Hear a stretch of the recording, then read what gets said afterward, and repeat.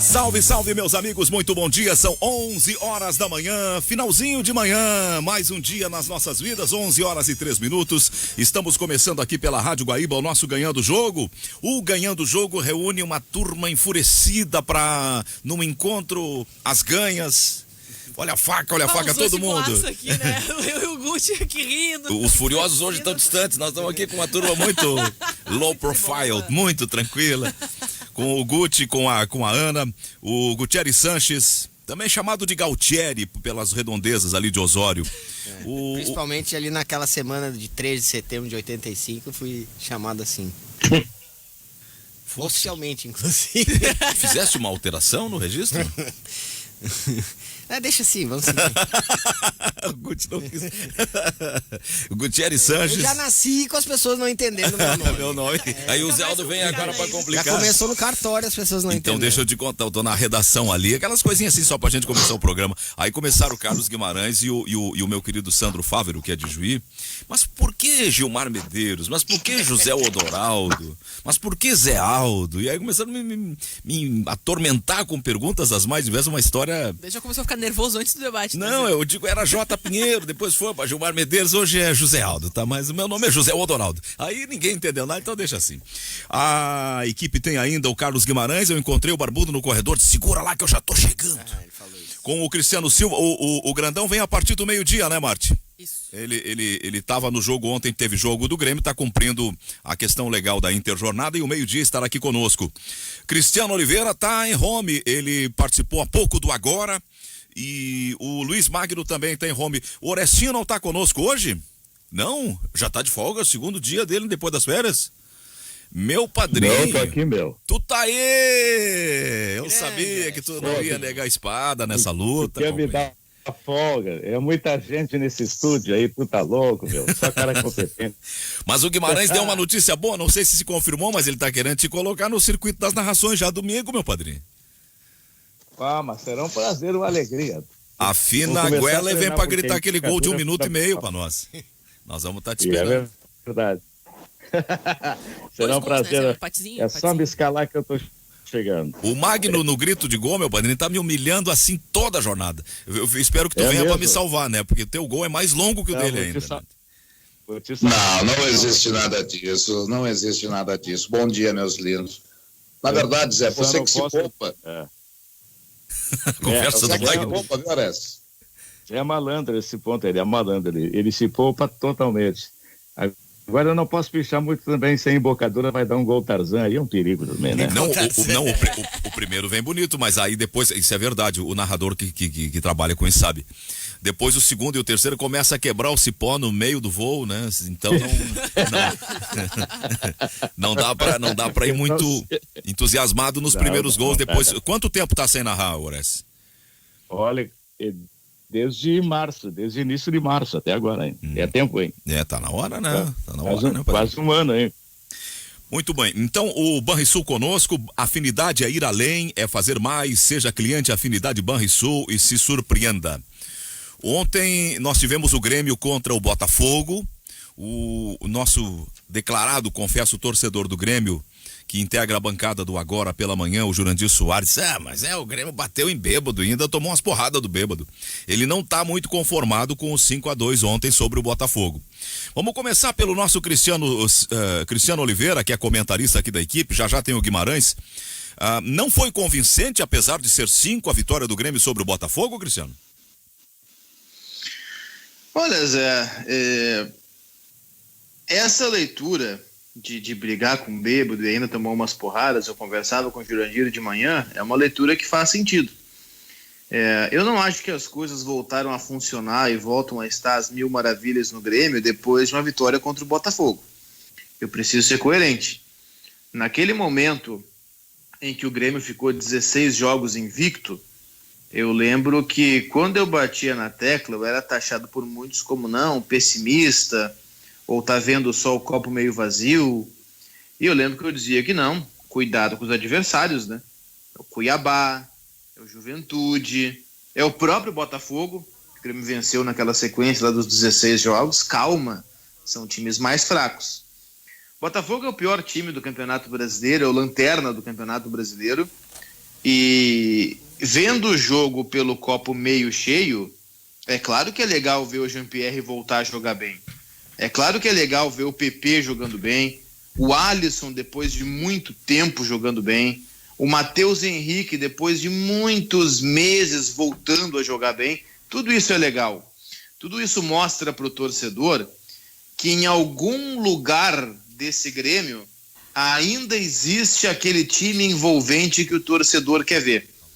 Em algum lugar desse time do Grêmio tem a equipe entrosada, tem a equipe que sabe jogar bonito, tem a equipe que sabe tomar iniciativa. Em algum lugar tem. Basta descobrir qual é esse lugar e acordar essa equipe tão intensa não é a palavra, mas essa equipe tão envolvente para a final da Copa do Brasil. Agora, o copo meio vazio é que o Grêmio enfrentou o time que entrou na rodada como o segundo pior ataque do campeonato, tomou 2 gols e só não tomou mais porque o Botafogo desperdiçou oportunidades aos borbotões. Paulo Vitor fez grandes defesas, aliás, foi bem no jogo Paulo Vitor. A zaga do Grêmio, embora tivesse uma atuação horrorosa ontem, viu o Paulo Miranda salvar uma bola quase em cima da linha, já com o Paulo Vitor vencido, numa jogada de contra-ataque. Então fica os dois sentimentos. Tá claro pro torcedor do Grêmio de que em algum lugar, sabe-se lá onde, tem um time envolvente, tenha que acordar esse time, como acordou ontem, acordou em alguns momentos contra o Santos, acordar esse time para a final da Copa do Brasil. Agora, por outro lado, tem uma defesa que é preocupante, né? Desde que o Jeromel se machucou, são 4 jogos do Grêmio e 12 gols sofridos, né? O Grêmio sofreu 2 gols no segundo tempo do Grenal, sofreu mais 4 contra o Flamengo, sofreu mais 1 contra o Curitiba, mais 3 contra o Santos e mais 2 contra o Botafogo. Tá vazando demais o Grêmio e isso é algo preocupante, algo para o torcedor também ligar a luz de alerta. O Cristiano falou tudo, né? Porque tem algo no Grêmio que ainda dá pra ver que existe escondido. E o Cristiano, só resta saber onde tá. Eu tenho algumas suspeitas. Eu não posso aqui ser definitivo, chegar aqui com prepotência e dizer não, falta isso. Mas a minha impressão, o que me parece, é que falta ao Grêmio, primeiro, estar mais intenso, trabalhar melhor o seu jogo contra equipes mais fortes e principalmente, dá pra ver que tem esse jogo, tem os jogadores que são capazes, mas a questão física do Grêmio pra mim é o mais evidente. O Grêmio pegou ontem uma equipe batida, uma equipe inofensiva praticamente, e ainda tomou 2 gols, como disse o Cristiano. Mas foi só uma rotação ser um pouquinho mais abaixo, que daí surge o passe, né? Aquele passe do Jean-Pierre. Tudo apareceu ontem, até o Matheus Henrique apareceu. Só que eu não digo que esses jogadores sucumbem, eu não vejo. Pode ser isso e eu estou errado, mas a minha visão não é de que esses jogadores estejam somente mal individualmente ou estão fazendo pouco e tem jogo pequeno que daí eles se mostram. Eu acho que essa avaliação serve para o Grêmio. O Grêmio faz pouco quando o adversário é um pouquinho mais difícil e aí mostra que é capaz de alguma coisa quando o adversário é mais fraco. Mas, Guti, tanto que o Grêmio não ganha ninguém de cima, uma pergunta para ti, Guti, assim, com respeito. Mas esses jogadores não apareceram mais ontem pela fragilidade do Botafogo ou não? É o que me causa de impressão. É a impressão que eu fico do Grêmio. De que é capaz, mas pela questão física e talvez até de organização do time, quando pega alguém um pouquinho mais forte não acontece. Mas como eu disse, eu não posso ser definitivo. Daqui a pouco é realmente, além disso ou junto disso, a questão individual dos jogadores não estarem bem, enfim, mas que chama atenção o Grêmio jogar mais parecido com o que se espera, mas ao mesmo tempo contra um adversário muito fraco somente. Eu acho que a gente, e tirando o diagnóstico, ontem a minha projeção foi, o grande adversário não é o Botafogo, o adversário é o próprio Grêmio. E o Renato vai na sua safe zone, ele vai na sua tranquilidade quando ele coloca inicialmente o Maicon. O Maicon consegue organizar, ele dá aquele Grêmio vistoso, aquele Grêmio bonito, de jogadas bem pensadas, jogadas, né, bem estruturadas, só que a gente tem que colocar que o adversário ele não colocava um ritmo muito em cima, de marcação intensa. Quando fez isso, teve inicialmente algumas finalizações que, por questão de capacidade dos atletas que não conseguiram finalizar e fazer os gols e abrir o placar, mas o Maicon, dentro do adversário, ele precisa de alguém que diminua um pouco esse ritmo, físico, tanto que não conseguiu trabalhar tanto. Depois teve mais tranquilidade, se conseguiram construir as jogadas. Quando a gente tem a substituição do Maicon, a gente percebe que rapidamente os jovens do Grêmio, eles começam a ser mais agressivos, mais rápidos e objetivos, fazendo jogadas ensaiadas muito bonitas. A gente vê, os gols foram construídos ali, né, a troca entre o Darlan, né, que aconteceu no último gol. A gente vê o Mateuzinho muito mais agressivo, com agilidade e tirando basicamente toda a defesa de um time bastante desorganizado. Foi como a gente fala, bater em cachorro, né, que já tá mais pra lá do que pra cá é fácil, né? Quero ver quando é um time que tem um nível bastante alto e que tá de um nível de competição, porque o Botafogo tá querendo se, de maneira, nem consegue mais, né, sair da questão do rebaixamento. Então acho que tudo isso também tem que ser somado. A questão de que o Grêmio tem claras vertentes de um futebol com Maicon, um futebol sem Maicon. Só que o futebol com Maicon, ele funciona com um time como o Botafogo, que tem pouca impulsão física e também uma qualidade muito reduzida porque não disputa em nada. E ao contrário, que tem com os jovens talvez uma certa falta de concentração no final, assim, que só por causa que era o Botafogo conseguiu... Não dá para depender do Maicon. Amanhã tem um encontro com o presidente, espero que ele não fique bravo com o que eu vou dizer. Mas o presidente sabe que eu tenho uma linha de argumentativa, que é no sentido de querer o melhor para os nossos representantes. O Grêmio, se depender do Maicon, tá fazendo a pior das escolhas, no sentido que é uma pessoa com quem tu não sabe quando pode contar. Na verdade, eu acho que o Grêmio Aí tu prepara o Maicon, chega no jogo de decisão de Copa do Brasil contra o Palmeiras, ele joga 15 minutos, me duele, ele tobijo, ele rodija, não sei o que, pá. Por que o Maicon falou isso?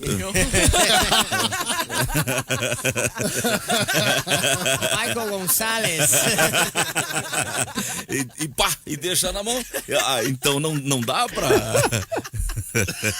Me dói o tornozelo, me dói o joelho, não sei o quê. Um time do tamanho do Grêmio, um clube da dimensão do Grêmio, não pode depender de um jogador com quem tu não sabe quando pode contar. Acho que o Grêmio ele não pode ser o centro do time. Tá, infelizmente, dependendo. Não é que o Grêmio queira. É um jogo lindo, maravilhoso. É como Grêmio, em alguns momentos, e agora... Isso é pensamento mágico, gente. É como em alguns momentos, e agora o ciclo terminou, a gente via o Inter um pouco claudicante e dizia, é porque falta o D'Alessandro. E já há tempo do D'Alessandro na reserva e a gente não se convencendo de que ele não tinha mais quando entrava não fazia físicas. Tanta diferença. Né? São diferentes as situações. Um com 40, sem lesões, mas mais velho, e o outro menos saudável, mais novo, mas também já com o final da carreira se encaminhando. E a mesma coisa, os caras dão com a bola no pé, claro que dão, mas não tem mais condições. Mas uma coisa é o não poder e outra coisa é o não dever.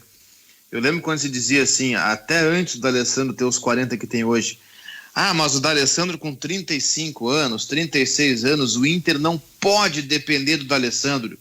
Tá bem, quem é o outro? Aí tu olhava no banco e via, não, tem o Rafael Pernão ali. Não, Rafael Pernão não dá. Então vai com o D'Alessandro. O Grêmio não gostaria, né, Cristiano? Eu concordo que não é o ideal pro Grêmio depender do Maicon, que é um jogador que nem tem tanta idade, 35, né? Tem cara com 35 que joga aí a fio, mas o Maicon tem uma história com um problema de lesão que é muito grave. Então, e um desgaste físico que é evidente. O Maicon não... Hoje está completando, hoje dia 9, hoje completa, não lembro se é 9 ou 19, acho que é 9.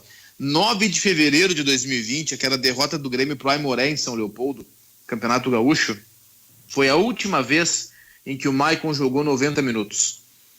De lá para cá, ou ele entra no segundo tempo, ou ele começa o jogo e sempre é substituído. E, em geral, entre os 15 e 20 minutos do segundo tempo, como aconteceu ontem. Ele começou o jogo, ali 15, 16 minutos, foi substituído. Não é o ideal começar o time a partir do Maicon? Não é o ideal, porque é um cara que tu vai ter, no máximo, 60, então hoje faz um ano. No máximo... Isso. 60 minutos por jogo. Não é o ideal. Agora, se é com o Maicon que o time joga bem, é melhor ter o Maicon por 60 minutos do que ter o Maicon por 20 entrando só no segundo tempo. Então, que se comece com o Maicon. Se tiver condição, que se inicie com o Maicon. Só que aí, para mim, Zé Aldo, senhoras e senhores, guaibeiros de todo o território nacional e internacional também por aplicativos, aí entra outra discussão. Ou outras discussões no plural a partir de ontem. Eu tô com a pulga atrás da orelha e comentava isso com o Ravazoli, que estava na reportagem. O Ravazoli fez a pergunta para o Renato na coletiva, que a escalação do Bruno Cortez ontem não foi por acaso. A impressão que eu tenho é que o Renato está jogando na mesa o seguinte: Eu quero o Maicon. Isso foi trazido até como informação. O Grêmio prepara o Maicon aqui na programação da Guaíba. O Grêmio prepara o Maicon para ser titular na Copa do Brasil. Ponto. A partir daí, se para ter o Maicon é preciso abrir mão de um lateral apoiador para ter alguém que segure um pouco mais, eu acho que o Renato vai fazer isso. E mais, acho que ele começou, talvez para muitos de forma imperceptível, a fazer isso ontem. A escalação do Cortez, que segura mais na comparação com o Diogo Barbosa, pode estar diretamente ligada com uma ideia de ter o Maicon, que acaba sendo a rigor um a menos na hora da marcação, desde o início no meio-campo. Eu acho que pode estar ligado. Mas isso assusta. Poderia ser Diogo Barbosa e Maicon. Assusta, mas faz sentido. Não, sim, pela sim, eu entendi preocupação que o Renato tem. É o pensamento do Renato, né? Mas aí tu vai olhar a execução do jogo do Cortez, mesmo contra o Botafogo ontem. Mas defensivamente ele é. Não, ele é mais firme, com acrescenta, certeza. ele Com certeza ele é mais firme. Ele fecha, funciona como zagueiro, é bom na bola aérea. Não ajuda ofensivamente. O problema do Grêmio, tendo o Maicon de volante, é que a defesa fica o tempo todo exposta quando a bola tá no pé do adversário.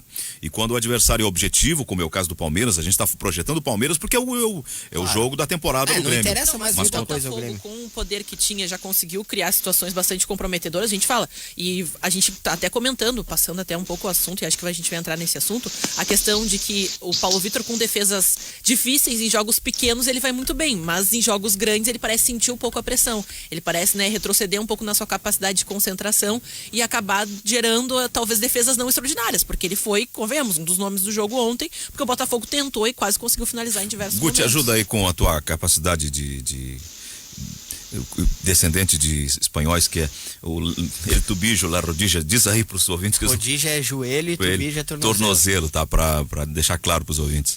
Senão a pessoa não vai entender, isso é questão de teoria de comunicação. É só a pessoa lembrar não entende. Das tornozeleiras. Sim, eu aprendi como tubijeira. Tubijeira, eu também, tubijeira.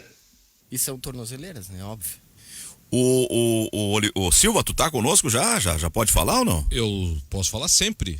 Só não eu tava perguntando por a questão da interjornada, se tu já...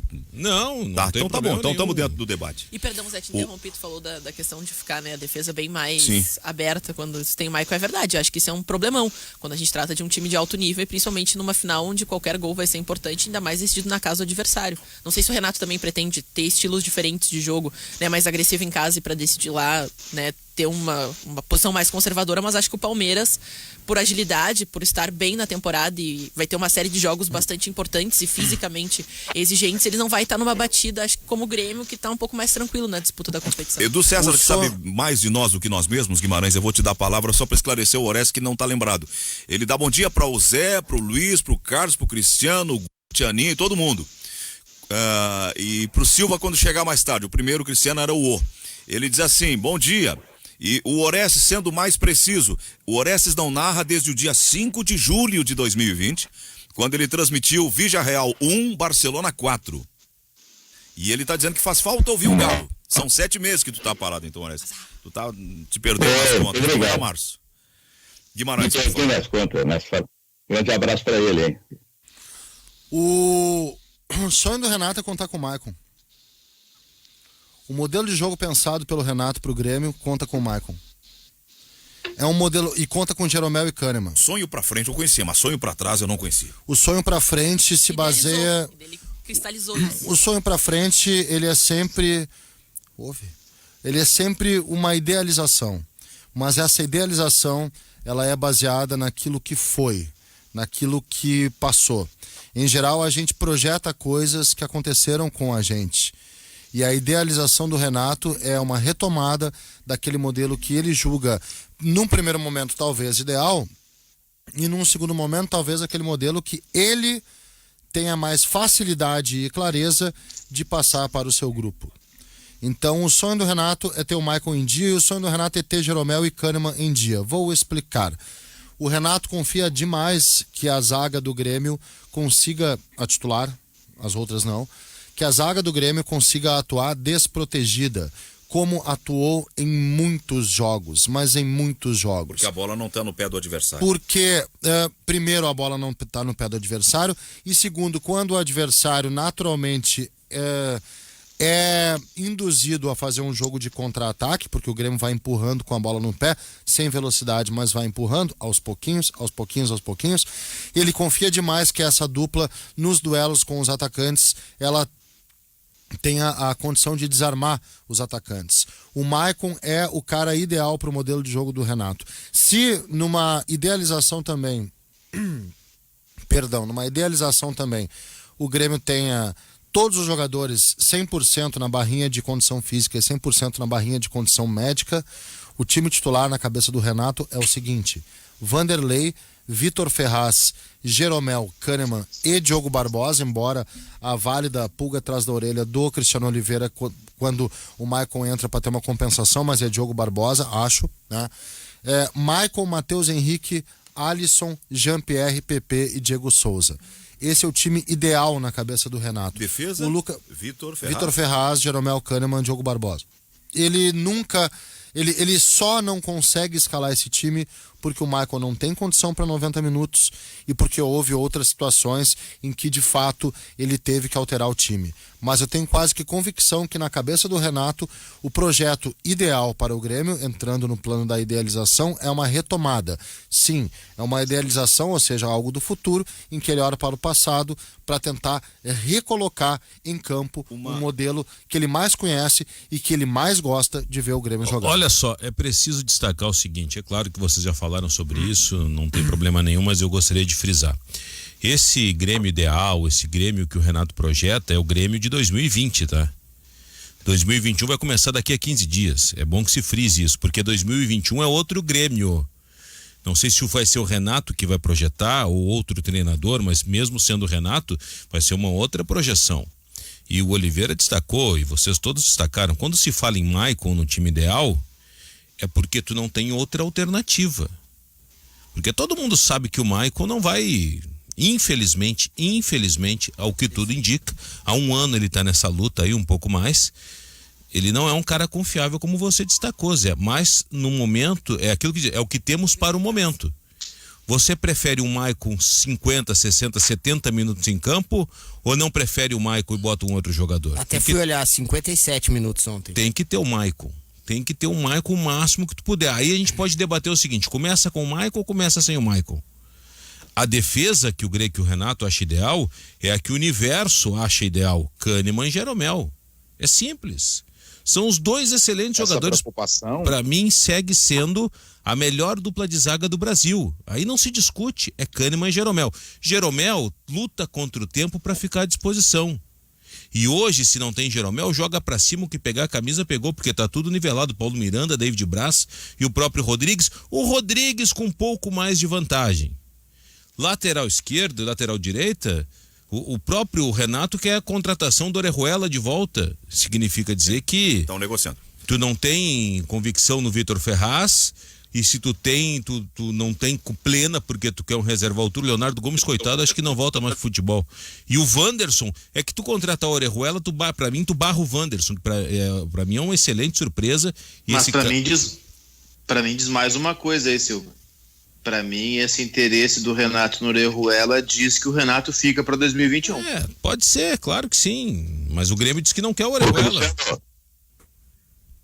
Quando é que termina o contrato do Maicon? Se ele pode renovar, vai renovar como jogador? Você tem alguma ideia sobre isso? Como é que é, Zé? Desculpa, tu respondeu. Vitalício. Olha só, gente. Segundo o Zé Aldo, é vitalício. Pra mim, acho que acaba esse ano. Se eu não tô enganado. Me permitam. Oficialmente no RH do Grêmio é esse ano, né, Cristiano? Vou contar uma história que o pior das coisas é tentar idealizar a realidade, a coisa do sonho. Uma amiga, muito tempo, teve uma paixão e tal, e ela se afastou, ele foi para um lado, ela para o outro, mas aquele amor, aquela coisa continuou muito viva na memória, aquela idealização daquele jovem forçudo, musculoso, firme, foi mantida na lembrança. Lá pelas tantas, no futuro, ela resolveu se reaproximar. Já não era mais aquela virilidade, já não era mais aquela fortaleza, já era uma fraqueza, Bárbara. Ô Zé Aldo, você não quer o Maicon, escala quem ali? É inexorável. Escala ali, ô Zé Aldo, vamos lá, tira o Maicon, quem é que tu escala? Qual é o teu meio campo ideal? hoje com os jogadores à disposição? Teu meio-campo ideal? Tem Darlan e Lucas Silva. Qual dos dois é melhor que o Maicon? Cristiano, o que eu tô falando é outra coisa. Um time do tamanho do Grêmio, com a folha que tem o Grêmio, com a competição que tem o Grêmio pela frente, não pode apostar tudo num jogador que jogou 33 jogos na temporada. O Grêmio não pode 34. contratar, até a final da Copa do Brasil. O teu meio-campo ideal agora. Mas aí tu tem que criar alternativas, Cristiano. Treinar com outra formação. Não, tu crucificou o Maicon. Beleza, é a tua opinião. É a tua opinião, eu respeito. Agora eu quero que você, José Aldo Pinheiro, cronista, observador de futebol no mínimo há 40 anos, com os jogadores que... Escuta um pouco, meu mestre. Mas tu me pediu, eu tô respondendo. Escuta. Sim. A melhor formação que o Renato tem à disposição hoje. Daqui a 15 dias contrata outro, mas hoje, com os jogadores inscritos na Copa do Brasil, qual é a melhor formação, José Aldo? Eu vou te responder fazendo perguntas também. Como vai fazer um jogo de competição extrema numa final de Copa do Brasil, 2 jogos intensos, com alguém que só tem capacidade para 30 minutos e entregar o centro do time na mão deste atleta? Isso é impossível, é uma equação que não fecha. Eu já tirei o Maicon, eu quero o teu meio-campo com os jogadores ideais. O meio-campo do Grêmio que melhor teve rendimento tinha o Darlan ao lado do Matheus Henrique, ambos jogando bem, e com o Jean-Pierre jogando bem. Tá bom. Com esse jogador. Então, mas aí tu tem que treinar. Aí tu tem que treinar. Calma, aí tu tem que preparar. Não fique excitado. Não, eu Darlan, não tô excitado. Eu só queria a tua resposta objetiva. Darlan, qual é o outro? Matheus Henrique e Jean-Pierre. Esse o tripé? Os 3 ali? Tu tem que ter gente jovem com saúde pra competir, pra correr, pra marcar, pra driblar. Beleza, é isso. Que tem quem tá brigando por títulos. No teu meio-campo não tem Lucas Silva, por exemplo? Não vejo o Lucas Silva acrescentando, a não ser no sistema defensivo, quando o time não tá com a bola. Bom, mas não é futsal que torna lento o time. Mas tá um cobertor meio curto, essa é a verdade. Mas é uma resposta direta e objetiva, era isso que eu queria. Darlan, Matheus Henrique e Jean-Pierre. É difícil. Tu não quer debate, tu quer condicionar um sim ou não. Cara, é que tu... Parece o parlamento aqui, tio. Mas não é parlamento, Zé, não é parlamento. É que tu crucificou já o Diego Souza, que é o goleador da temporada. Não, eu não crucifiquei, eu tô dizendo a realidade. Agora tu crucificou o Maicon, que eu acho que pra mim é a grande referência técnica que tem o Grêmio. Eu te respeito, tu não querer o Maicon, e respeito quem não quer o Maicon no time. Agora eu gostaria de sugestões. Tu desse a sugestão. Darlan, tu tá distorcendo o que eu falei. Não tô distorcendo. É Darlan, Matheus Henrique e Jean-Pierre. Esses são os 3 do meio campo. Só completa desse meio pra frente, pra mim, na tua escalação ideal. Como na minha escalação ideal? O Grêmio tem um time titular que todo mundo conhece. Cara, eu quero Treina a tua que vai escalação. Funcionar. Eu quero a tua escalação. Tá, mas qual é a tua dificuldade? Tem alguém melhor pra jogar? É Alisson na direita, o Diego Souza de centroavante e o na esquerda é o PP. Tá bom, beleza, pronto. Me dá o time da defesa agora, o que tu acha ideal.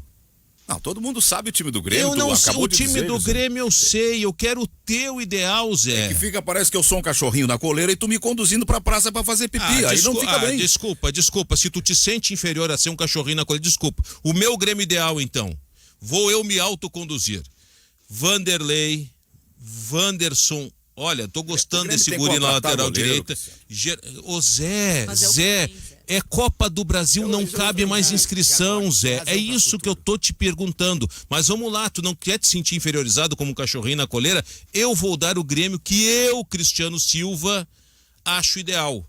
Vanderlei, Wanderson, olha, eu tô gostando desse guri na lateral direito, mas tudo bem, vou considerar que Copa do Brasil, o mais experiente, de repente é melhor. Então tá bom, Vanderlei, Vitor Ferraz, Jeromel, tomara Deus que ele recupere a tempo de jogar contra o Palmeiras, Kahneman e o Diogo Barbosa.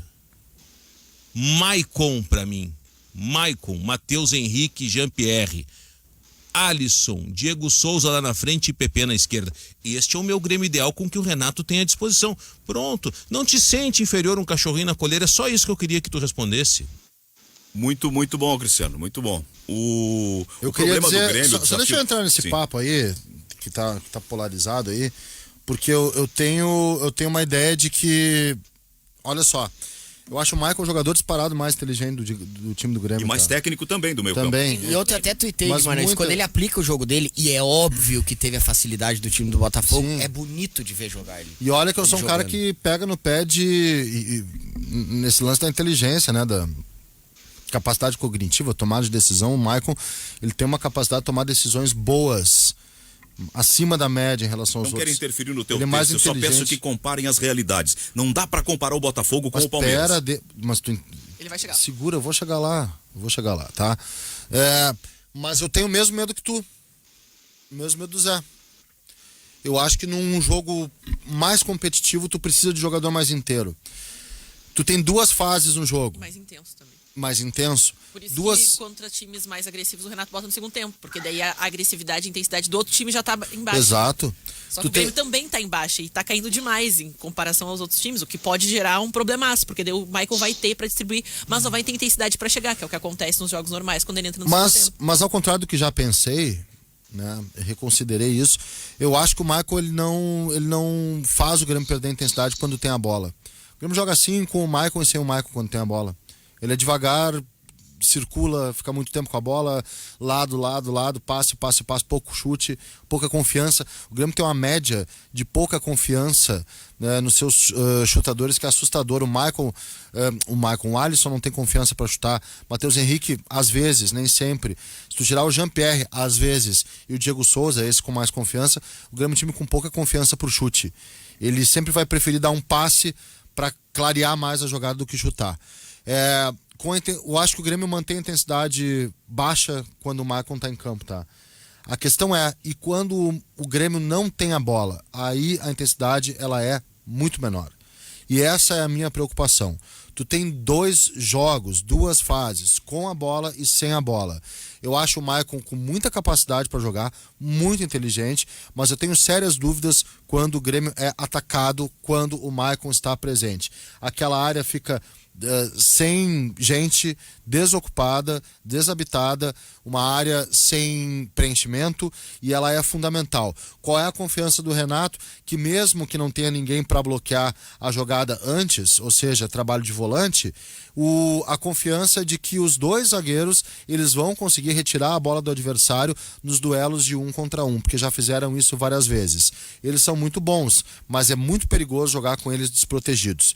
Então, a minha tendência é reproduzir, Orestes, a chamada memória recente do Grêmio, que se deu melhor com o conjunto escalado pelo Zé Aldo, com esse tripé de garotos, em que a intensidade média, pelo menos sem a bola, aumentou um pouquinho. Mas eu também concordando, fazendo a verdade. Falou, não é apenas jogar assim, né, os garotos de qualquer forma num novo esquema. Também se precisa desenvolver estratégias para que eles tenham a tranquilidade emocional e a capacidade de tomar decisões, não digo mais inteligentes, mas menos instintivas. Hoje a gente vê que os meninos e os garotos, qualquer pessoa jovem, vai pelo instinto mais do que pelo conhecimento, porque é isso que ele pode criar. O Renato tem que tentar de alguma forma constituir para que eles tenham mais independência, a gente fala mais inteligência na tomada de decisão, mas isso só através do treino. Não tem como tu sentar todo mundo numa sala e colocar uns vídeos e todo mundo vai sair de lá inteligente. Não, no jogo precisa sim de treinamento, de repetição, para que isso se desenvolva com mais tranquilidade, porque o Darlan, a gente viu por aquela triangulação dos últimos gols, foi perfeito, foi uma distribuição muito inteligente, mas a gente fala, precisa passar pelo treinamento, não é só mudar e deixar assim que os garotos se virem. A real é que a gente sugere, tem teorias e todas são respeitáveis e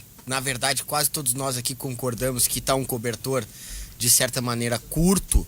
E é difícil, porque tu opta pela juventude do Darlan, tu não tem a defesa do Lucas Silva. Tu opta por um desses 2, tu não tem a capacidade do Michael com a bola.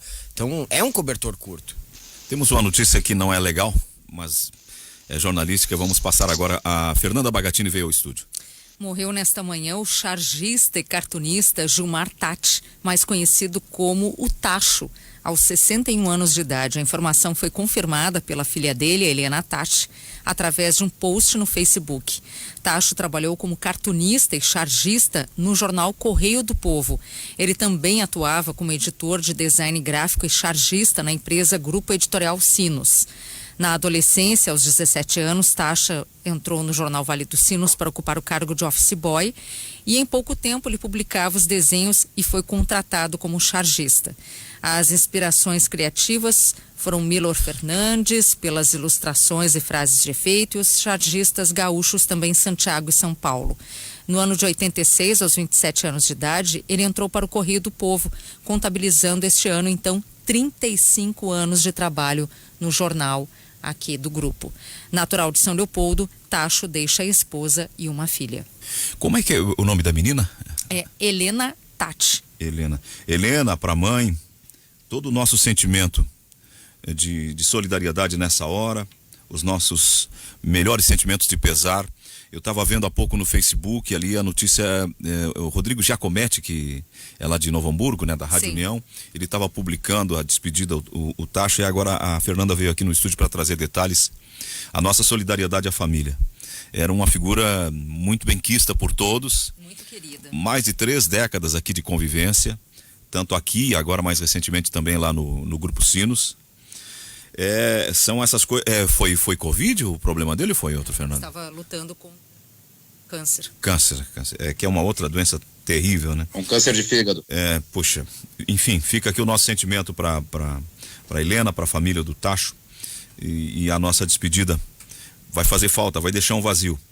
Eu tava olhando ali os principais nomes, da charge brasileira. Muitos anos, né? Bem citado aí pela Fernanda na matéria sobre a morte dele. Correio do Povo, Grupo Sinos, enfim, sempre um pensamento posto na charge ao encontro daquilo que a sociedade gaúcha brasileira vivenciava naquele período. Então, fica o abraço, eternamente uma lembrança dos maiores nomes da charge brasileira, sem dúvida. A coincidência é que ali no meu perfil do Facebook eu estava olhando, a notícia anterior era do Dr. Marcos Garcia, do Craques do Microfone, dizendo que Henrique Guilherme, que é companheiro lá de São Paulo, da Rádio Transamérica atualmente, né? Que está há muito tempo também internado, está conseguindo superar a dificuldade de saúde. Ele está com Covid e está recuperando. E aí logo em seguida vinha a notícia do Rodrigo Giacometti dando conta da morte do Tacho. É um tempo em que a gente todo dia acaba se deparando com essas notícias ruins. Fica repito, o sentimento de todos nós. Eu tive aqui um diálogo com o Cristiano Silva, meu parceiro, meu ídolo, meu amigo, que era uma espécie de contraponto das visões, mas em realidade não havia muita diferença.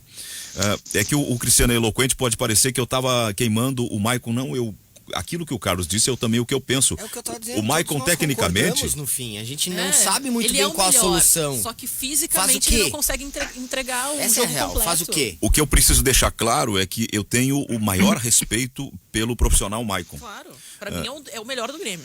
Eu não pretendi, se passou essa ideia, eu quero até me desculpar. Eu não pretendi em nenhum momento faltar com respeito com ele. Mas tu não faltou com respeito, Zé, tu só acha que ele não tem saúde. E ele não passa confiança.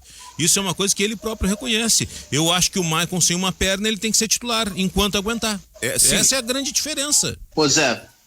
Fala, Cristiano Oliveira. Eu acho que a questão é justamente essa, é diferenciar o mundo ideal do mundo real. O mundo real é o que a gente vive. A gente gostaria de viver no mundo ideal. No mundo ideal, o Maicon teria condição para 90 minutos, ou por mais que não tivesse o Maicon, teria outro jogador, alguém de seleção para abrir o meio-campo. Esse é o mundo ideal. Isso nós não vivemos. Nós vivemos no mundo real. O mundo real é o seguinte: tem uma final de Copa do Brasil, que embora seja em 21, ainda era temporada de 20, não pode contratar. O grupo é esse. O Maicon não tem condição para 90 minutos, o Jeromel está lesionado. O mundo real é esse. Mas é o mundo mais triste. É o mundo mais triste que pode acabar feliz. Se o Grêmio ganhar a Copa do Brasil, ninguém vai lembrar que estava lesionado o Jeromel e que o Maicon não tinha condição para 90 minutos. O mundo real é este. Neste mundo real, para mim, o Maicon tem que jogar. Neste mundo real. Se fosse o mundo ideal, o Maicon teria condição para 90 minutos. Não tem. Tem para 60. Se tem para 60, existem 2 formas dele jogar 60 minutos. Ou começando o jogo e saindo aos 15 do segundo, ou entrando em campo aos 30 do primeiro. Me parece mais lógico ele começar o jogo e sair aos 15 do segundo. Não é o ideal? Não é, mas é o que o mundo real apresenta. Bem, nós temos 11h42 da manhã, nós estamos debatendo futebol, você está acompanhando aqui pela Guaíba para o Banco Banrisul. Afinidade é ir além, é fazer mais. Seja cliente Afinidade Banrisul e se surpreenda. Já voltamos. Sinal marcou 15 para o meio-dia, retomamos aqui pela Rádio Guaíba em nome do Banrisul, o ganhando o jogo. Banrisul, afinidade é ir além, é fazer mais. Seja cliente Afinidade Banrisul e se surpreenda. FTEC, Centro Automotivo, troca de óleo, revisão, geometria 3D, ar-condicionado, freios e suspensão. Promoção para os guaibeiros, 15% de desconto para o pagamento à vista. Quer saber o preço da sua revisão? Acesse o site ftecmecânica.com.br. Atendimento das 7h30 até às 18 horas, sem fechar ao meio-dia. Aos sábados, das 7h30 às 12h. O fone é 3907-1743. O WhatsApp é 98215-2996. Na Avenida Cairu 1747, no bairro São João. FTEC, Centro Automotivo, excelência em manutenção automotiva. Nós estamos debatendo o Grêmio porque foi o jogo de ontem. E porque o Grêmio tem o Palmeiras logo ali. Quais são as datas mesmo aí? Me ajudem. Os confrontos 28 e 7, né? Depois de terminado o Brasileiro. 28 de fevereiro e 7 de março. Os jogos contra o Palmeiras. Palmeiras, aliás, tem 4 de abril o jogo contra o Defensa e Justiça. O Palmeiras tem um calendário também bem... Os times que ganham, ao contrário de prêmios, eles acumulam uma carga de jogos que viram Essas finais de Copa do Brasil, 2 domingos, né? 2 domingos. Acho que já fazia alguns anos que não tínhamos final de Copa do Brasil num domingo, se não me engano. Olha, eu acho que a última final de Copa do Brasil domingo foi aquela Grêmio e Corinthians. Pode ser. 2001. Pode ser. Nós estávamos falando fora do ar aqui com o Gutierrez Sanches e com a Ana. O Carlos acho que não chegou a pegar. Eu dizia, o grande desafio do Renato, Silva e Oliveira e Magno e Orestes, o grande desafio do Renato, se ele decidiu que vai colocar o Maicon como titular, é tirar do Jean-Pierre um pouco mais de envolvimento no jogo sem a bola. Porque o Jean-Pierre, que a gente acostumou a acompanhar recentemente, ele volta menos para ajudar que o próprio Diego Souza, que tem 35 anos. Ele é menos dedicado a ocupar espaços e retomar quando o time está sem a bola do que o Diego Souza. E então o desafio do Renato, porque observemos, tu tem Diego Souza, que é centroavante, não tem a obrigação de marcar. Tu tem Jean-Pierre, que por uma questão de índole, também não volta para marcar. E tu tem Maicon, que quer... Tu tem Maicon... Pois é, aí que tá. Eu acho que é temperamento. A gente não tem acesso aos treinamentos. E antes a gente via algumas orientações bastante específicas. Nós tivemos alguns jogadores da base. Eu acho que o Silva vai se recordar dessa época, que o Grêmio passou por aquelas alterações necessárias. Até pensou em começar o gauchão com um time de transição, começou. E eles treinavam com a equipe que treinava, né? Que era a equipe do Renato. E eles eram assim, constantes. Não é assim. O que tu tá pensando? Tu pode mais, volta, vira. Não sei. Então, assim, a gente não sabe se essa orientação ela é passada num treinamento ou ela não é passada. Mas o Renato diz que cobra todo mundo. E na época que se via treinos que eu vi, o Renato cobra realmente. Não, o preparador lembra. Agora... Eu não me recordo qual foi, acho que. Eu não me recordo qual jogador, mas ele fala assim: o preparador do Renato, aquele que nunca dá entrevista. O Alexandre Mendes. Ele falava assim: o que tu tem na cabeça? Isso é coisa que jogador faça. Assim, todo mundo até essas cobranças um pouco assim. Essas cobranças, olha. Nesses 22 anos de janela aí, eu não lembro de um técnico que fosse passivo dentro de campo e não cobrasse em treinamentos. Tem uns que cobram mais, outros menos. Eu lembro do Muricy cobrava mais, o Celso Rotti cobrava mais, tanto que uma vez ele disse pro Douglas Costa: tá treinando, parece que tem um saco de cimento nas costas, guri. Enfim, o Renato cobra também. Agora, tem uma outra situação. A característica do jogador de assimilar, de se envolver. Eu lembro que teve uma coletiva uma vez que o Renato falou do Jean-Pierre que ele não conseguia nem amarrar o calção. Da displicência, malemolência, aquela coisa de guri. O Jean-Pierre, para mim, ele evoluiu muito em relação ao próprio Jean-Pierre. Mas daí a marcar, da carrinha, eu não sei se é dele. Tem jogador que não é assim. Tinha uma época do Douglas. O Douglas não marcava ninguém. O Renato dizia: craque não precisa marcar. Ele falou isso em relação ao Douglas. Eu não sei se vale pro Jean-Pierre o que o Renato disse que cobra do Jean-Pierre: pisar na área, fazer gol. Isso ontem ele fez, ele pisou na área, fez gols. Mas fez gols não, fez um gol de falta. Agora, quem fez gols foi o Matheus Henrique, que melhorou também, Matheus Henrique. O Maicon melhora os caras, não adianta. Na fase ofensiva ele melhora. Com o Grêmio com a bola... melhora Jean-Pierre, é que ele é referência, Mateus, né, cara? Exato, ele é referência técnica e daqui a pouco de liderança, de passar uma confiança pro cara dentro de campo. Com certeza. Ô, Cristiano, mas a gente sabe que o Maicon, em relação ao jogo do Botafogo ontem, contra o Palmeiras, ele vai ter muito mais trabalho do que teve ontem, né? Aí vai forçar mais. Orestes, o Botafogo rebaixado. A gente não pode esquecer que o Botafogo começou na pressão nos primeiros 3, 4 minutos. Mas é um Botafogo rebaixado, um time ruim, o time principal já é ruim. O Botafogo entrou com um sub-17 ontem. O Matheus Nascimento, 16 anos, que o Grêmio tem interesse. O Oliveira já disse que já foi indicado para o Grêmio. Parece que agora brilhou o olho do Grêmio e vai atrás. Esse guri é bom de bola. Mas é o Botafogo rebaixado. Acho até que foi deselegante a onda que o Grêmio tirou no Twitter lá, em jogo de segunda, dando uma espinafrada no Botafogo, cara. O vencer do Botafogo sabe, eu não, enfim. O estranho seria não vencer, não tem por que tirar. Não, ontem no ganhando o jogo se dizia, obrigação do Grêmio é vencer, não pode pensar em empatar com o Botafogo. Vencer e vencer bem, venceu e venceu bem. Pronto, 5-2. Como é que tu respeita um time ruim? Vai lá e goleia o time ruim. É isso. O que eu estava tentando construir como raciocínio é assim, o Renato vai ter que achar maneira de compensar essa situação, se ele decidiu colocar o Maicon, porque a minha construção é no seguinte sentido: o centroavante não tem o dever de voltar para marcar no meio campo. O Jean-Pierre, por uma índole, não é um jogador que recomponha rápido e também não é de ficar dando carrinho, voadora, marcando. Não vai pro enfrentamento físico. Tá, então tu já tem 2 a menos. Aí tu tens aí o Maicon, que é um jogador que tem limitações atléticas. Tu tem outros que são lentos, como é o caso do Vitor Ferraz. Tu começa a perceber que tu tem um percentual muito alto no time de jogadores que tu não vai conseguir fazer um jogo intenso. Ô Zé, tu não precisa o centroavante dar carrinho como marcador.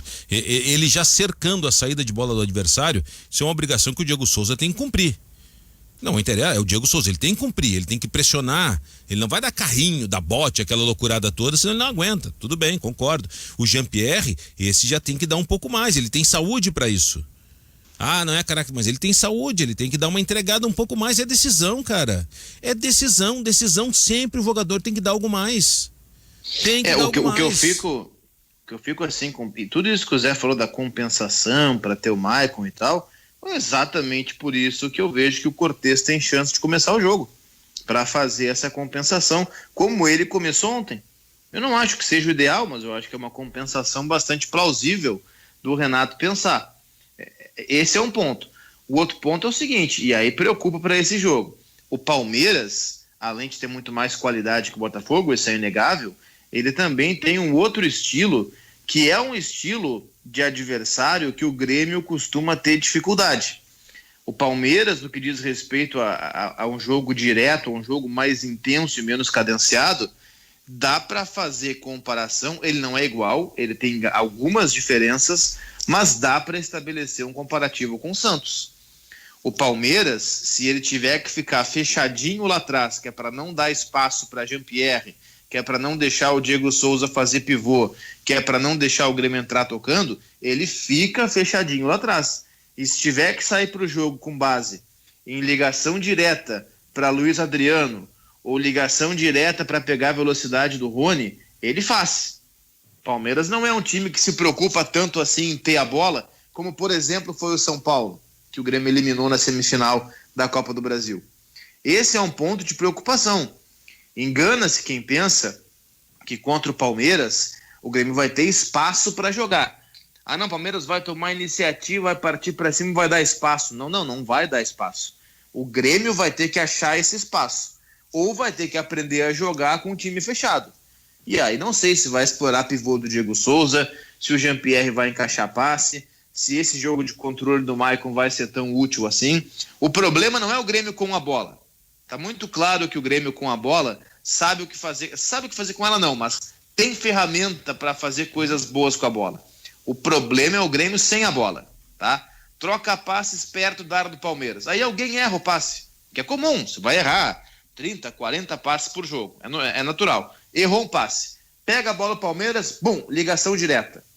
E aí quem é que volta do Grêmio? O Maicon não volta, o Jean-Pierre não volta. E aí como é que faz? Aí o Matheus Henrique vai sozinho marcar 4, 5 meias do Palmeiras? Não dá, fica sobrecarregado. Já não vai ter o Jeromel, ao menos não deve ter o Jeromel. Para mim o que preocupa é isso, é como é que o Grêmio vai fazer em termos de transição defensiva ou até de postura defensiva para pegar um time que joga direto. O ouvinte mandou aqui, até passei pro Pfeiffer, eu não tenho, vocês fizeram até mais tarde ontem a cobertura, eu não tenho essa informação, é o ouvinte de sempre, o Gilberto Dutra. Bom dia, José Aldo e amigos. Para que o Grêmio vai contratar o Matheus Nascimento do Botafogo? Para deixar no time de transição até ter 21 anos ou mais? Ou para revender sem entrar em campo pelos titulares como o TT? Existe essa notícia? Olha, eu só vi o Renato elogiando ele e tal, mas tem uma coisa que aí é uma crítica assim que eu vou fazer ao Renato. Ele não é muito bom de olhar o mercado, né? Quando ele olha meio atrasado, e isso serve para caras de 30, serve para caras de... Daí vão dizer, mas ele recuperou esse, recuperou aquele. Claudinho é o maior exemplo. Claudinho foi quase um mico, assim. É capaz dele vir pro Grêmio e tal, mas são remotíssimas essas chances. Tipo, ele veio atrasado. Ele é um treinador de Série A e aí viu um jogo contra o Bragantino, achou o Claudinho o máximo. Né? A essa altura o Claudinho já tá com o caminho dele pronto pra Europa ou outros clubes. Né? Todos os que surgiram Mateus da base também. já vieram meio prontos. O Matheus, assim, ele jogou contra o Palmeiras, todo mundo já se apavorou, 16 anos e tal. E não há garantia nenhuma, né? 16 anos. O guri pode nem vir. O Grêmio tem um relatório pronto do Matheus Nascimento desde maio. E até Depois considera obrigação. Depois do meio-dia, eu posso contar essa história. A base do Grêmio entregou para o profissional do Grêmio, em maio do ano passado, um relatório sugerindo investimento no Matheus Nascimento. Ele estava no sub-17 do Botafogo ainda. Eu vi ele valia muito menos do que vale hoje. Eu vi ele com a camisa da seleção brasileira no sub-17. Ele é titular da seleção brasileira sub-17. Ele fez 16 anos em março do ano passado, né? Então, ainda, ou recém com 16 anos completados, ele já é titular da seleção brasileira sub-17. É um fenômeno esse rapaz. De todos os jogadores que eu vi da base no último ano, e não foram poucos, o que mais me chamou a atenção foi esse jogador. Tá quase batendo meio-dia, depois se quiser eu posso trazer alguns detalhes do interesse, especialmente que a base do Grêmio tem nesse jogador. O Claudinho, como disse o Gutierrez, o termo que ele usou é perfeito, é um mico, né? O Claudinho é um jogador de 15 milhões de euros. Ah, eu quero o Claudinho, tá bem bonitão, tu e o mundo. 15 milhões de euros, chegou atrasado, parceiro. O preço do PP. Tinha que ter visto atrás. Vamos pro intervalo, Magno, fala aí. Sobre finais de Copa do Brasil em domingos, a última que teve ao menos dos jogos no domingo foi a de 2003, Cruzeiro e Flamengo. O primeiro jogo foi no domingo, o jogo da volta foi na quarta-feira. Mas decidindo somente em domingo, em 2 domingos, é a lembrança do Oliveira, Copa Brasil 2001, Grêmio e Corinthians. O nosso querido ouvinte, procurador da República, Celso Tres, está dizendo: Zé Aldo, chargista é o precursor da comunicação em tempo real. Desenho que instantaneamente comunica 1000 palavras. Tacho foi genial. Abraços. Nós já fizemos o registro, perdemos o Tacho hoje. Chargista é um grande nome do jornalismo de opinião. Também. Muito forte. E às vezes uma charge cria um problemão, lembra? A charge ela é um comentário. Sim. E é um comentário que vai com acidez. Com ironia. Uma expressão, uma manifestação. Exatamente. Com tudo. Bem, tem aí, para ter condição de fazer isso, o cara tem que ter uma certa inteligência, né? Senão não consegue. Talento no desenho e inteligência pra bolar. É uma união de vários fatores. Pra conseguir às vezes sair da saia justa. Não foi isso que eu quis dizer. Então você tem que também gerar um sentido artístico pra crítica, às vezes, social política. Fernanda Bagatini na sequência com as notícias do meio-dia do Guaíba Notícias, e depois voltamos com o Ganhando o Jogo pela Guaíba, sempre para o Banco Banrisul. Estávamos num debate fora do ar lá entre um estúdio e outro. E aí o Pepão gritou: tá tocando a trilha, Zé Aldo. Estamos aqui de volta pela Guaíba com o nosso Ganhando o Jogo, sempre em nome do Banco Banrisul, até a 1h na parceria da nossa grande audiência da Rádio Guaíba. Banrisul Afinidade é ir além, é fazer mais. Cliente Afinidade Banrisul tem consultoria especializada. Saiba mais em banrisul.com.br/afinidade. Bem, alguém viu ontem à tarde o jogo do... Eu gostaria de ouvir o Oliveira com a história do Matheus Nascimento. Isso, boa, obrigado pela lembrança, Cristiano. Tu fica não quero que tu te sinta um cachorrinho e eu te conduzindo. Tu não vai me tirar a minha autonomia, né? Pelo amor de Deus. Era essa a prosa lá da redação, entre as redações ali na sala de espera. O Oliveira, a palavra tá contigo, o Cristiano me socorreu aqui. Silva, eu sugiro quando tu passear com o Zé Aldo, leva a sacolinha, tá? Se ele fizer cacaca na rua, tu limpa. Não vai me sujar o centro de Porto Alegre aí. Vocês são terríveis. O Matheus Nascimento, tá? Pra quem não tá ligando o nome à pessoa e viu o jogo na TV ontem, é o cabeludinho, o atacante do Botafogo, magrinho, camisa 39. Aquele que tem cara de piá. Cara de criança, um piá, né? Cara, ele é piá, 16 anos, cara. Imagina, com 16 anos tava no colégio ainda. Esse que é o ponto, né? Ele é piá. Ele é piá, o cara 2004 ou 5, vai fazer 17, 2004. Cara, Cristiano, esse guri já tem barba? Pior que não. Não tem. Pior que não. Não tem barba. Não tem barba. Mas já tem tatuagem, isso ele já tem. Tem uma cruz enorme no braço. E tem procurador também. Tem tudo. Jogador da seleção brasileira. Vamos lá. Quando ele fez 16 anos, no Brasil tu não pode assinar contrato profissional antes dos 16. Em março do ano passado ele completou 16 anos e o Grêmio a base do Grêmio se reuniu e começou a buscar jogadores com potencial de investimento. O Grêmio é um clube que busca jogadores semi-prontos, né, e termina de lapidar aqui no Rio Grande do Sul. O caso do Luan, que foi buscado de São Paulo com 18, se não me engano. O próprio Everton, o Grêmio trouxe do futebol do Nordeste, trouxe de Fortaleza, tá? E busca jogadores com 16, 17 para terminar a lapidação aqui no Rio Grande do Sul. Entre esses jogadores, o Grêmio começou a avaliar o Matheus Nascimento com 16 anos recém-completados. Ali por abril ou maio, ficou pronto o relatório e o Grêmio entregou, a base do Grêmio entregou esse relatório para o departamento de futebol profissional, dizendo, olha só, esse guri aqui, se der para investir, vai.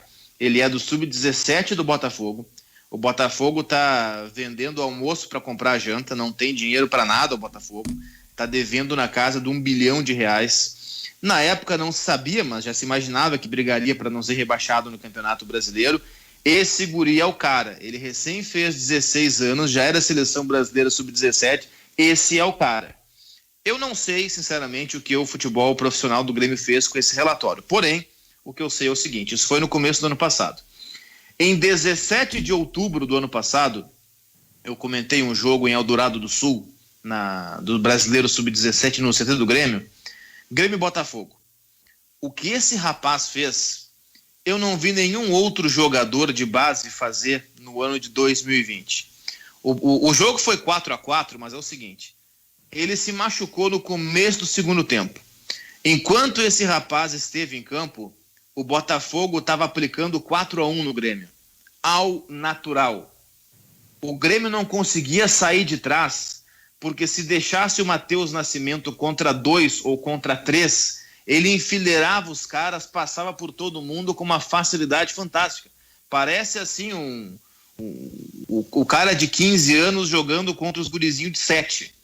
É muito diferente, tá? E aí pode perguntar o seguinte, tá, mas por que ele não foi usado antes pelo Botafogo? Porque o Paulo Autuori, que então era o técnico, é um cara muito preocupado com a formação de jogador enquanto pessoa, enquanto atleta. O Autuori disse, eu não vou lançar esse guri é uma joia do futebol brasileiro, é uma joia do futebol mundial, eu vou torrar esse guri se eu colocar ele para jogar no Botafogo, que era uma bagunça já há bastante tempo. Só que depois desse jogo, que o Matheus Nascimento em outubro estraçalhou a base do Grêmio, o profissional se deu conta de que, opa, mas quem é esse guri? Como é que nunca falaram dele? E aí os caras da base, não, só porque tá de brincadeira, né? Não só falamos, como tem relatório, tá aqui. E aí os caras passaram a ter o interesse nesse jogador que passou a ser colocado no Botafogo só na reta final. O Botafogo também tinha essa ideia de não torrar esse garoto, de não queimar esse menino, e só colocou ele para jogar. Ele não tem nem sequer 10 jogos como profissional do Botafogo. No Brasileiro, se não me engano, são 6 ou 7, tá? Porque o Botafogo não queria torrar. Ele fez o oitavo percebeu, oitavo jogo, imagina, nem 10 jogos tem. Quando o Botafogo percebeu que seria rebaixado igual e que não adiantava chorar para santo nenhum, ele começou a botar esse guri para jogar, para ter uma vitrine de Série A de brasileiro e vender. O Botafogo quer vender, ponto. Porque o Botafogo não tem dinheiro, sabe que não tem como colocar ele para jogar a Série B de brasileiro, tem que vender. Então a questão é essa, ele está à venda. Aquele que pagar mais leva. O Pfeiffer acabou de me responder aqui, eu mandei aquela fala do nosso ouvinte, que falava sobre por que contratar Matheus, e o Pfeiffer disse, eu perguntei, isso existe, Pfeiffer? Ele disse, óbvio que não. O Renato elogiou ele ontem na coletiva, só isso. O alemão que sabe tudo de Grêmio está dizendo que não tem nenhum negócio. Falando em Pfeiffer, mais cedo ele tweetou que o Grêmio não vai continuar na negociação pelo Orejuela, né? Mesmo com o Renato pedindo. A informação do Pfeiffer é que o Grêmio não vai avançar na negociação. O Grêmio está numa encruzilhada, a gente está falando bastante de Grêmio, vamos passar para a Inter em seguida, mas o Grêmio está numa encruzilhada que é assim, ele tem uma Copa do Brasil. Se ganha, Renato fica valorizado, fica legitimado, fica apoiado para seguir na temporada de 2021 com Libertadores e tudo mais. Agora ele leva Renato, não reforça grupo, não remonta o time, não projeta as reposições necessárias para PP, por exemplo. E Renato perde a Copa do Brasil. O que ele vai fazer? Então ele está numa situação em que ele não sabe o que fazer, inclusive com o Renato. Porque aí o Renato não ganhando a Copa do Brasil, não tendo classificação para a Libertadores, ele perde muita força para o poder que hoje ele detém no Grêmio. Não, mas só um pouquinho, o Grêmio que é o Renato, correto? O presidente já disse aqui na Guaíba várias vezes, o Grêmio que é o Renato. Ganhando ou não ganhando a Copa do Brasil, o Grêmio quer renovar com o Renato. O Renato só não fica se ele, Renato, não quiser. Não, mas tem um contexto extra-arena, né, Cristiano? Mas qual é o contexto extra-arena? O contexto extra-arena é assim, ó, o Renato ganhando a Copa do Brasil, poxa, a torcida se volta a quem criticou o Renato e blinda ele. Renato não ganha a Copa do Brasil e não classifica na Libertadores, aquela turma que o Renato uma vez denominou de banda da micose, faz uma barulheira tremenda. Quem falou banda da micose foi Filipão. Pode fazer o barulho que quiser, quem é que manda no Grêmio? Manda o presidente Romildo. O presidente Romildo vai dizer, eu quero o Renato. E o Renato disse assim, eu quero ficar também presente. O Renato já disse, em 5 minutos de conversa a gente acerta e renova por mais um ano. Aí a banda da micose, ou a turma do amendoim, como quiser classificar, Renato vai lá ganhar mais 3 clássicos, é o Renato Deus da estátua, é assim. Perguntei para Davis Rodrigues, o nosso colega aqui, Davis Rodrigues, e perguntei, vai ter textão contra o Renato? Porque o Davis Rodrigues é aquele gremista, perdeu o textão no Facebook. E o Davis disse assim, não, Renato, não. É isso, cara. Renato, não. Renato é diferente, o peso é diferente. A torcida que hoje apedreja, amanhã aplaude. E depois vai tocar ferro de novo e depois aplaude de novo. Renato é diferente. Sim, eu entendi o que tu está dizendo e a tua fala não é diferente da minha, eu só estou dizendo que há uma diferença de ambiente com o Renato ganhando a Copa do Brasil e classificando para a Libertadores. Eu só acho que o Grêmio tem que ter convicção nisso tudo, né? O Grêmio tem que ter convicção. Se ele quer trocar o treinador, ele já começa a encaminhar isso, né? Já começa porque a pensar nisso. Porque a temporada vai começar uma semana depois. Não pode né? deixar dia 7 de março, perdemos a Copa do Brasil, vamos atrás de um treinador agora. Mas então olha os indícios. O Renato quer Orejuela e o Grêmio, pelo que está dizendo o Pfeiffer, diz que não, que o Grêmio o Renato queria a permanência do Thiago Neves e o presidente disse não. O Renato queria o André, não, tá fora. O Renato queria o Robinho, nem tá jogando. Mas tem coisas que o presidente tem que mandar, não quero Orejuela, não tem negócio. O negócio, ele não favorece o Grêmio. Eu acho. Mas são questões diferentes, eu acho. Essa de querer a continuidade de um ou de outro era em meio a uma temporada, ali o Renato continuaria. Os indícios que eu tô vendo são os seguintes. O Renato todo ano fala que deixa para a direção do Grêmio uma lista de reforços, uma lista de não sei o quê. Mastigadinho. Teve um ano que ele chegou a dizer tá tudo mastigadinho, ele chegou a dar essa alfinetada aí. Quando ele já começa a indicar Claudinho, em que pese ser patético indicar um jogador de 15 milhões de euros, né? Claro que não vai contratar.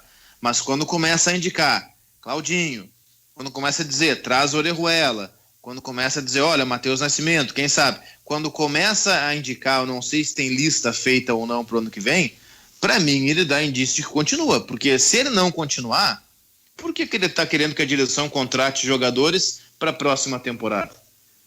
São indícios, eu acho que são pequenas demonstrações de que o Renato fica. Mas existe algum clube interessado, assim, que a gente saiba que está interessado na contratação do Renato para esse ano? Oficialmente a gente não sabe de nada, mas eu tenho não, não. Aí eu vou, digamos, reconhecer, né? Óbvio que se alguém, deve ter alguém ao ver o Renato livre no mercado, vai ter muita gente querendo, né? Chega pensando na possibilidade que seria impossível sair do Grêmio. Então, tipo assim, vai fazer a Isso, proposta de quem é que vai cobrir todo o aspecto, né? Tanto de história como de boa relação que ele tem com a direção. Sei lá, chega o São Paulo, vamos negociar. Chegou o Flamengo, vamos negociar. O Renato disse, não, muito obrigada, me sinto satisfeito no Grêmio. O Renato, nos últimos 5 anos, Ana, é uma das principais vitrines do futebol brasileiro, um dos principais técnicos do futebol brasileiro. Qualquer grande clube, em vendo a possibilidade de ele não renovar com o Grêmio, e precisando de um técnico, um clube de pompa, vai procurar o Renato. Mas ele já teve mais moral do que ele tem hoje. Sim. Pelo menos no mercado. Mas mesmo assim, Oliveira, é um dos 5 principais técnicos do país. Ele tem regalias que só o Renato teria e só no Grêmio. A gente fala assim, de viagens, de férias, de tempo que ele pode dispor para a família, para os assuntos pessoais. Claro, a gente não tá colocando, são sérios, não interessa. Ele tem um tempo, quando ele quer, ele sai, ele vai dar uma arejada na cabeça, volta e o Grêmio não desconta da folha, né? E a questão é claro que o Renato não vai treinar o Goiás, é claro que não.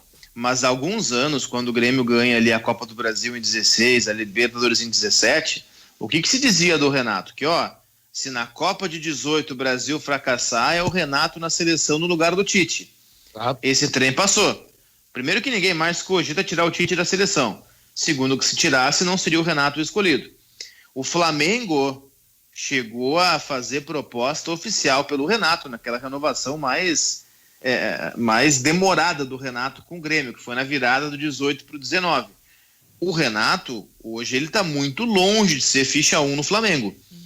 Então, assim, o clube de maior torcida do Brasil, que tinha o Renato como ficha 1, não tem mais. A seleção brasileira, que para mim sempre foi um devaneio, mas enfim, havia quem defendesse a possibilidade, hoje está descartado.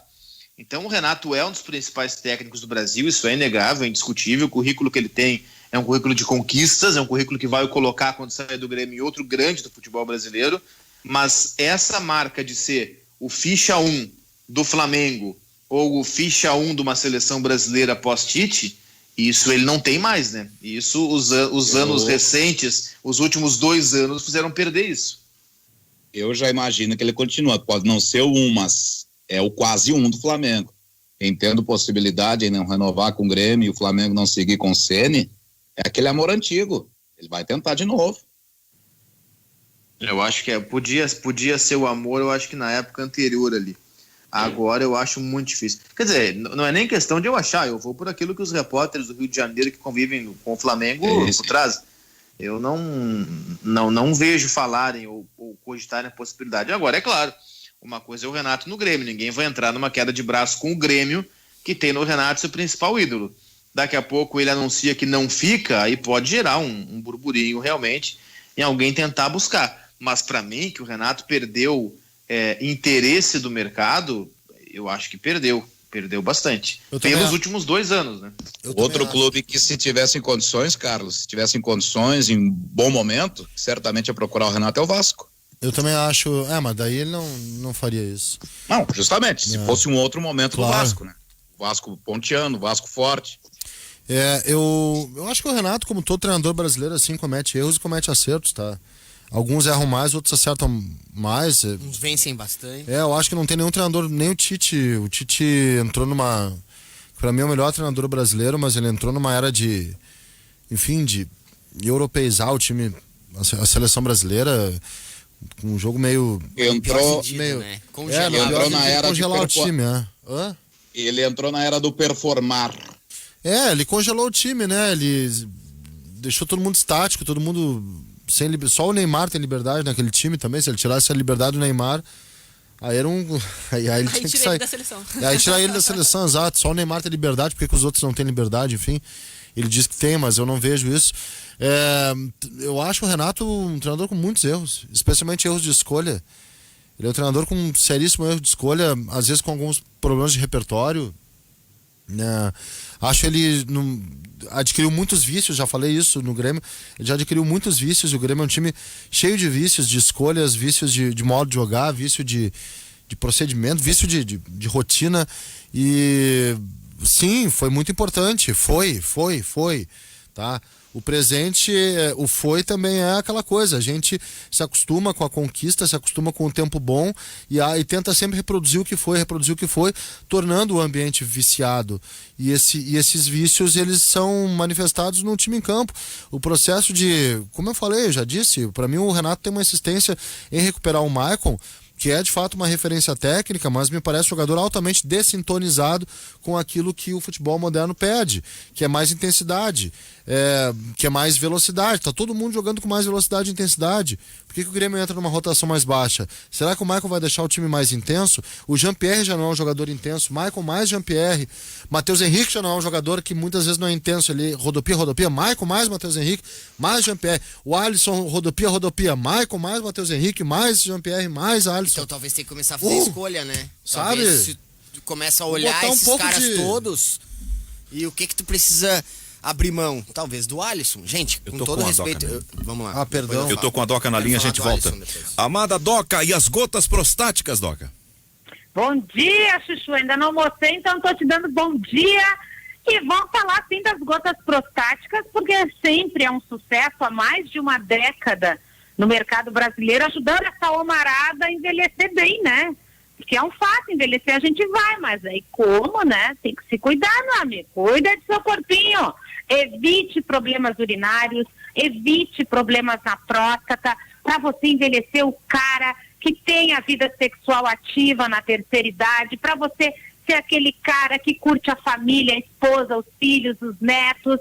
Bora lá, gotas prostáticas. A fórmula, ela auxilia contra inflamações, dores, inchaços da próstata, sensações desagradáveis que o homem sente da bexiga sempre cheia, queimação, dor ao urinar e auxilia na prevenção contra o câncer de próstata. Aí sim você envelhece o cara. Cheio de energia, vitalidade, disposição, cheio de saúde. Então, bora gotas prostáticas que você encontra à venda nas farmácias São João, Associadas, Panvel Farmácias, Banca 12 do Mercado Público ou pelo nosso site nutracêuticapraiamar.com.br e bora lá.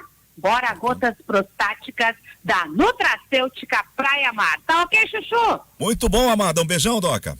Beijão, tchau, tchau. Ok, bom almoço aí pra ti, pros gêmeos, pra turma toda. Vamos lá, Magno.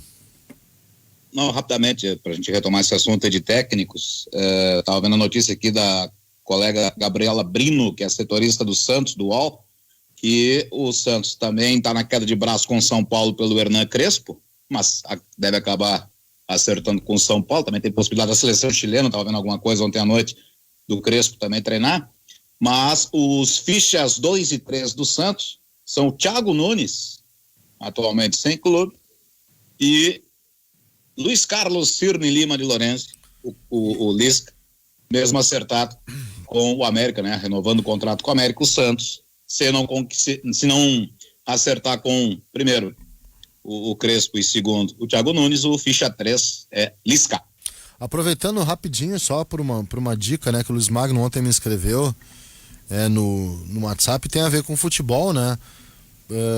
Tá rolando documentário sobre o Castor de Andrade. Doutor Castor é o nome do documentário.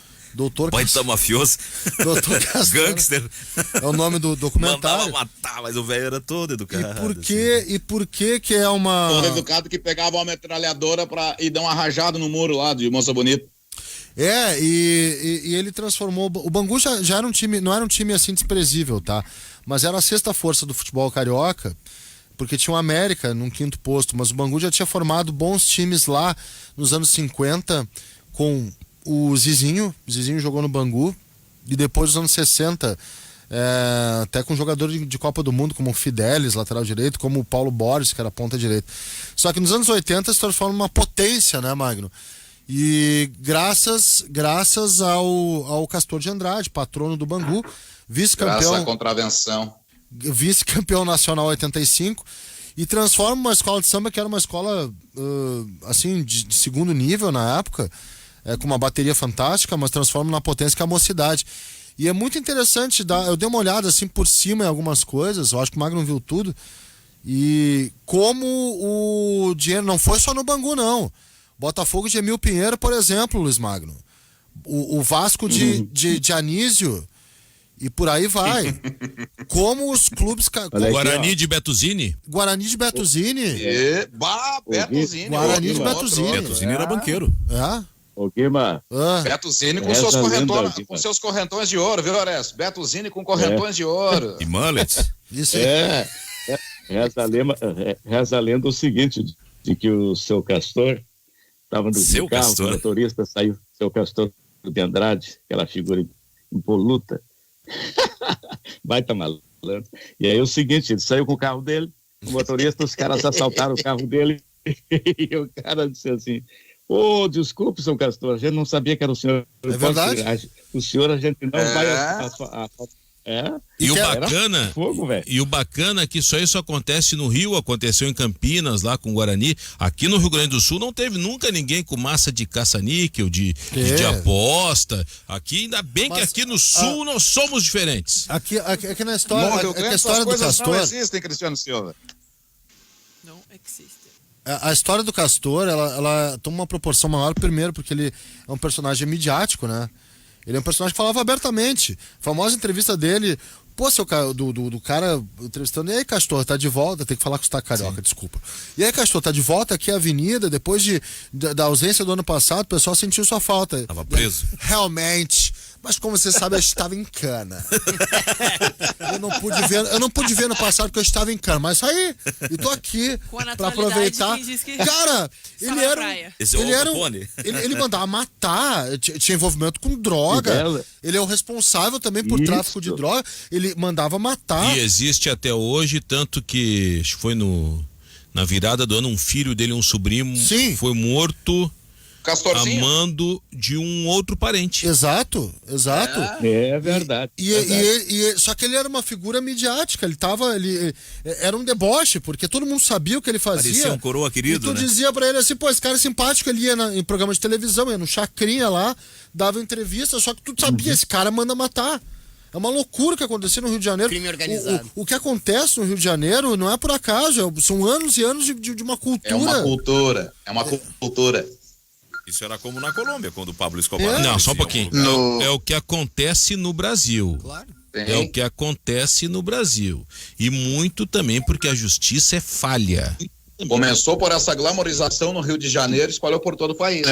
O Carlos Augusto Montenegro divulgou uma nota bastante grande ontem sobre o Botafogo, e ele não chega a falar sobre Emil Pinheiro, mas dá para colocar porque Emil Pinheiro foi dos 80 para os 90, né?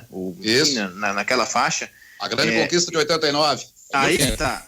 E o Carlos Augusto Montenegro fala que esse processo do Botafogo deixou de ser um gigante há muito tempo e daqui a pouco pode deixar até de ser um grande, por incrível que pareça.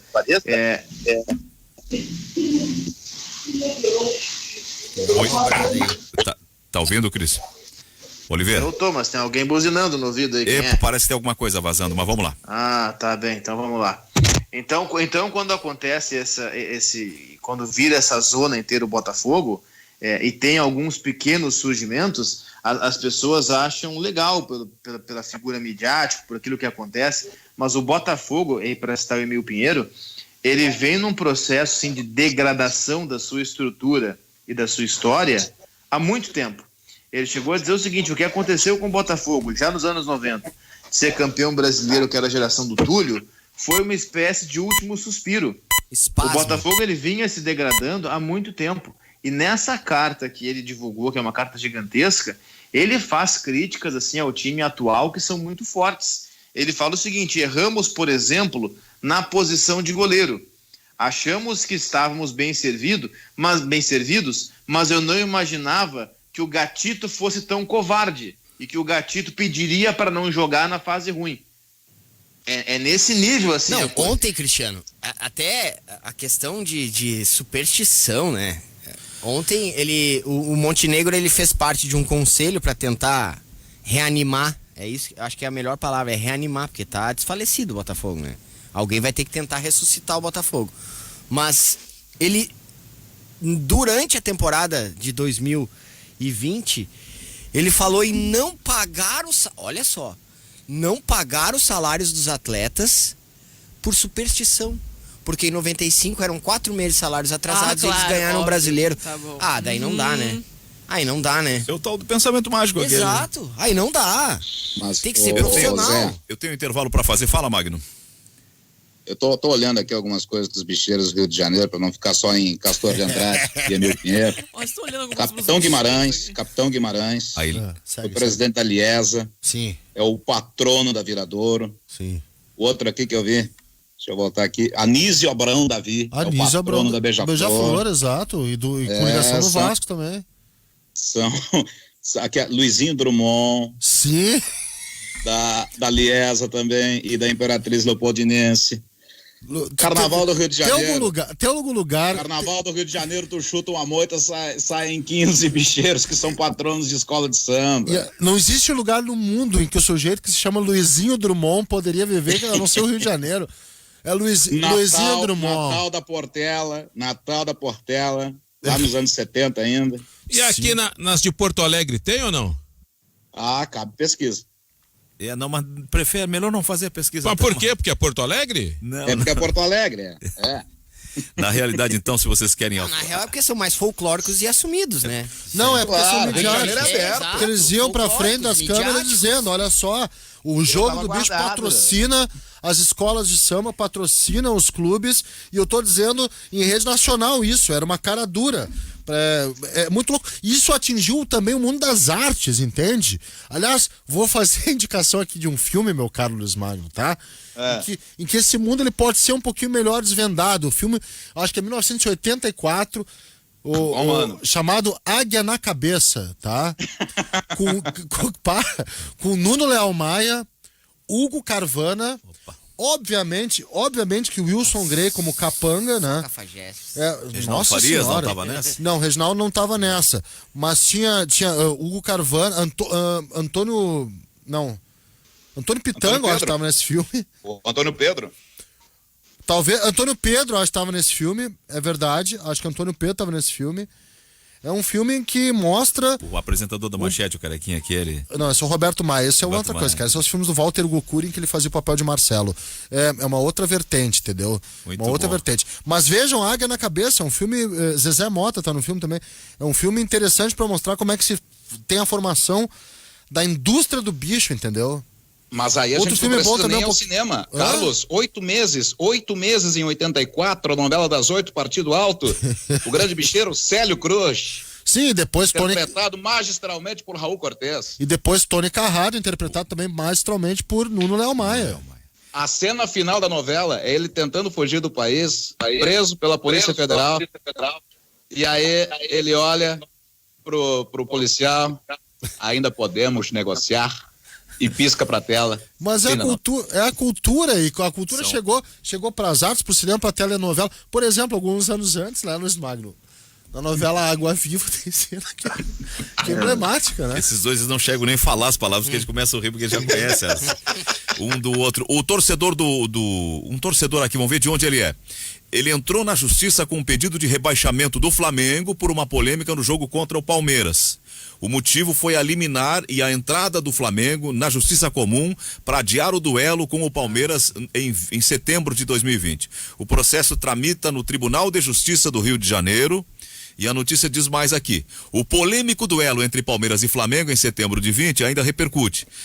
Nesta segunda-feira, um torcedor entrou com um pedido de liminar no Tribunal de Justiça do Rio para que o rubro-negro seja expulso do Campeonato Brasileiro deste ano e seja rebaixado à Série B. A informação foi divulgada, tá aqui no lance, mas o lance está reproduzindo uma notícia do Sport News Mundo. O processo ajuizado contra a Confederação Brasileira de Futebol será analisado na primeira vara civil da regional da Barra da Tijuca.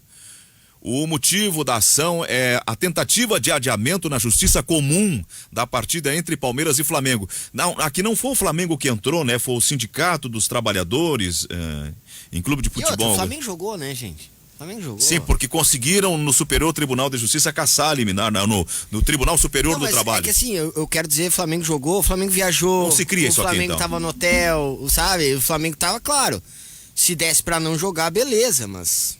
Não, e depois não foi propriamente o Flamengo o autor da ação. Quem patrocinou a ação foi um sindicato, né, de funcionários. Bueno, então vamos fazer o intervalo agora, 12h, 36 minutos. Depois eu quero falar do Alisson. Do Alisson. Já faz uns 20 Jogador. minutos. O Alisson. Que a gente tinha voltado do intervalo. Jogador do Grêmio, conhece? Não, mas fala agora, depois vamos falar de Inter.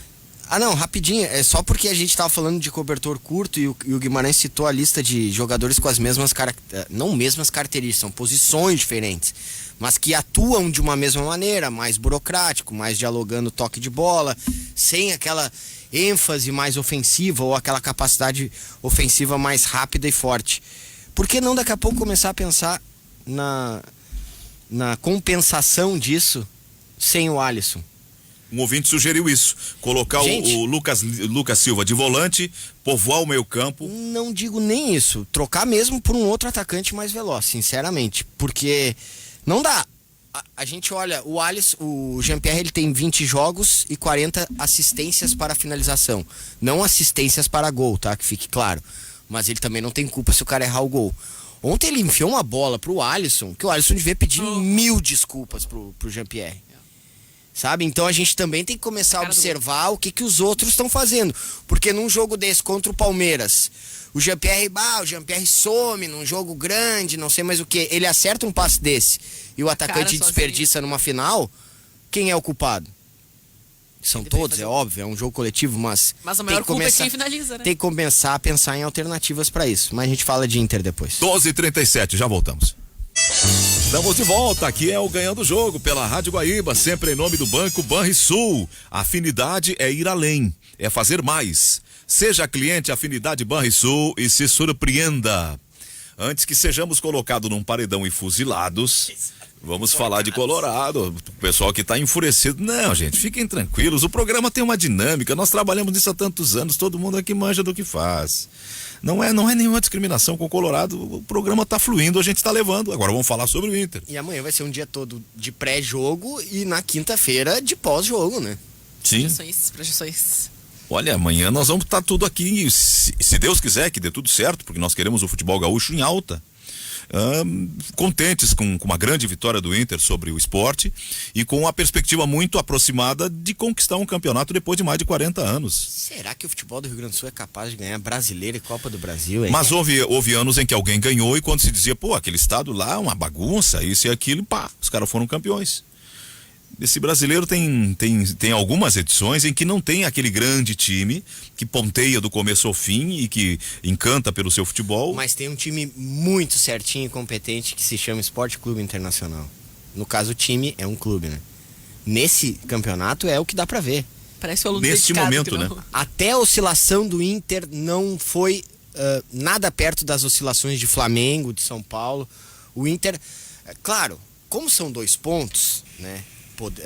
É 1 ponto, perdão, podendo hoje se estender para 4, vai ficar mais encaminhado para o Inter e pode ser que o Inter perca o campeonato. Eu já não acredito mais nisso.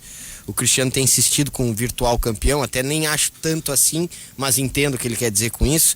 Só que será merecido, entendeu? É aí que eu quero chegar. É o time que mais deu bola pro brasileiro. Cuidou, tipo, o Atlético dá bola pro brasileiro, mas o Atlético não tem a capacidade. O São Paulo parece que não dá bola, mesmo tendo somente o brasileiro. E o Inter não. Desses que estavam fora de outras competições, ou de que acabaram caindo, o Inter se dedicou totalmente. E mesmo antes de ter caído em Libertadores e Copa do Brasil, o time, antes treinado pelo Cudê, jogava com, como a gente diz, as ganha. O Grêmio entrou naquela, não, talvez, ainda temos Libertadores, estamos em 3 competições, agora o prejuízo já tá aí, não tem mais nem como pensar, ou já não tinha bastante tempo pensar em título. E eu acho que tá aí a maior qualidade do Inter. É a humildade de saber como jogar, mas a confiança também de saber o tamanho que tem, né? E a história que tem. E até onde pode pressionar, porque né? a gente até viu... onde precisa dar o resultado. A gente viu em alguns anos uma certa depressão, assim, no lado do Inter. Porque realmente veio de uma segunda divisão, teve coisa de Ministério Público, de justiça, de tudo. Agora não, agora o orgulho tá de volta. E é claro que o torcedor tá com aquele medo de perder na reta final brasileiro. Mas o que fez esse ano já é Eu não sei, louvável. Gutierrez, se o torcedor tem mais medo de perder ou os gremistas mais medo que o Inter ganhe o brasileiro. É a mesma coisa, quase a mesma coisa. Rapaz, eu tava aqui conversando com o Davis Rodrigues no intervalo. O Davis Rodrigues pra mim é a figura mais... É o gremista dos gremistas. É ele, João Padeiro. Ele tá numa secação, ele conversou com amigos gremistas fazendo cálculo e tudo mais para ver onde é que vai derrapar, onde é que não vai derrapar. Então ele ficou em êxtase com o empate do Atlético Paranaense. Agora ele deu uma brochadinha com o empate do Flamengo. Então ele tá assim, vai ser o Sport Recife, não sei o que. Calma, Davis, calma, eu nunca vi. E aí eu pergunto para ele, e a Copa do Brasil? Não, Copa do Brasil não, eu quero saber o Sport Recife, Flamengo, ele tá numa... Calma, essas coisas assim, essa é a magia do futebol, isso é a magia do futebol. Torcedor do Inter é aquela depressão, vamos ver se agora, se ganhar, exorciza de vez, né? Parem com isso, vamos ver, tem que ganhar, se ganhou, exorciza. Em compensação, eu falo assim, o Pepão aqui, que é o nosso colorado de primeira classe, que tá sempre ligado aqui no debate, fala, vamos com calma, jogo a jogo, primeiro esporte. E eu acho que é certo, acho que essa é a consistência. O Pepão... O Matheus é novinho, tá empolgado que vai ganhar, o brasileiro já sabe que ganhou. Tá e o Pepão já mais de 40, já calma. O Pepão é tão supersticioso que o seguinte, ele vinha sempre com a camisa do Inter, perdia, ele vinha com a camisa do Inter. O Inter começou a ganhar, ele parou de vir. Por quê? Não, porque tá ganhando, vai que dê azar. Aí parou. Essas coisas, é a magia do futebol, cara, a magia do futebol. Agora eu acho que é bacana pro Internacional, se emprestasse realmente o Thiago Galhardo, entraria $2 milhões aí na negociação. E vale destacar que o Thiago Galhardo não teve custo nenhum, ele vem pelo salário. Dito isto, se não foi, para mim é reforço importante, é bacana, mesmo ele sendo reserva, tu olha pro banco, tu tem uma alternativa de jogo para mudar interessante, Thiago Galhardo, e tá recuperado e vai jogar, vai ficar à disposição contra o Sport. Acho que o Abel vai botar de volta o Caio Vidal no ataque, Marcos Guilherme volta pro banco também, e são 2 jogos, agora mais do que nunca, ganha do Sport, ganha do Vasco, bom, aí meu amigo, com todo respeito, já dá para pensar em estourar o champanhe para comemorar o título. E é esse, na realidade, para pensar no Vasco, tem que ganhar do Sport. Eu acho que o principal é isso. É respeitar o Sport, mas tem que ganhar do Sport. É que pra mim essa consistência vem se demonstrando nos jogos, assim, e é o que talvez, né, a gente fala que o Guti falou bastante nesse aspecto, mas é encarar todo jogo como uma decisão. Não encarar como, o campeonato tem não sei quantas rodadas, se a gente perder aqui, começar a fazer esse tipo de projeção vai levar a situações como infelizmente é a do Grêmio. Não, mas aqui todo mundo vai tirar ponto do Vasco, mas só que daí não, isso não pode ser feito. Todo jogo é uma grande decisão e a gente falava sobre isso. O Inter já tá pensando no Grenal. Não, o Inter não estava pensando no Grenal, estava pensando no seu próximo enfrentamento. Depois ganhou o Grenal, não teve aquela soberba, ou aquela arrogância de não, agora nós conseguimos essa vitória, daqui vai deslanchar. Não, teve o mesmo pezinho no chão de falar, não, o próximo agora é o próximos 3 pontos, próximos 3 pontos. Essa característica acho que vai criando essa consistência do elenco estar focado na competição. O comportamento do Inter fora de campo, e aí justiça seja feita, não acho que ele seja primordial, mas nisso mudou sim.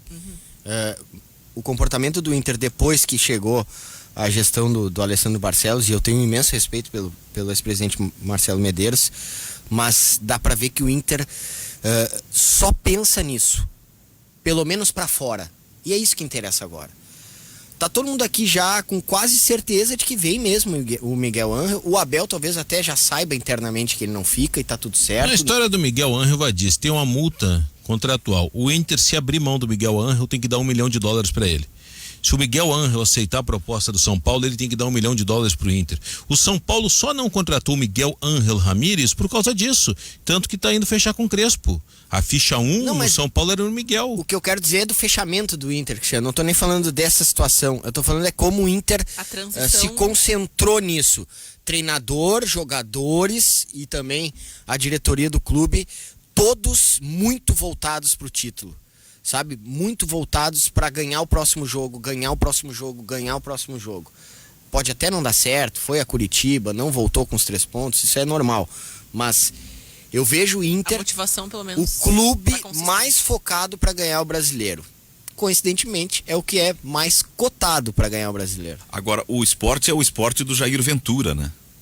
É um time, é um técnico que tem uma característica de trabalho em que ele costuma jogar um jogo cansar o adversário, de matar no cansaço, de fazer retranca. Eu até estou olhando aqui a manchete do Jornal do Comércio do Recife.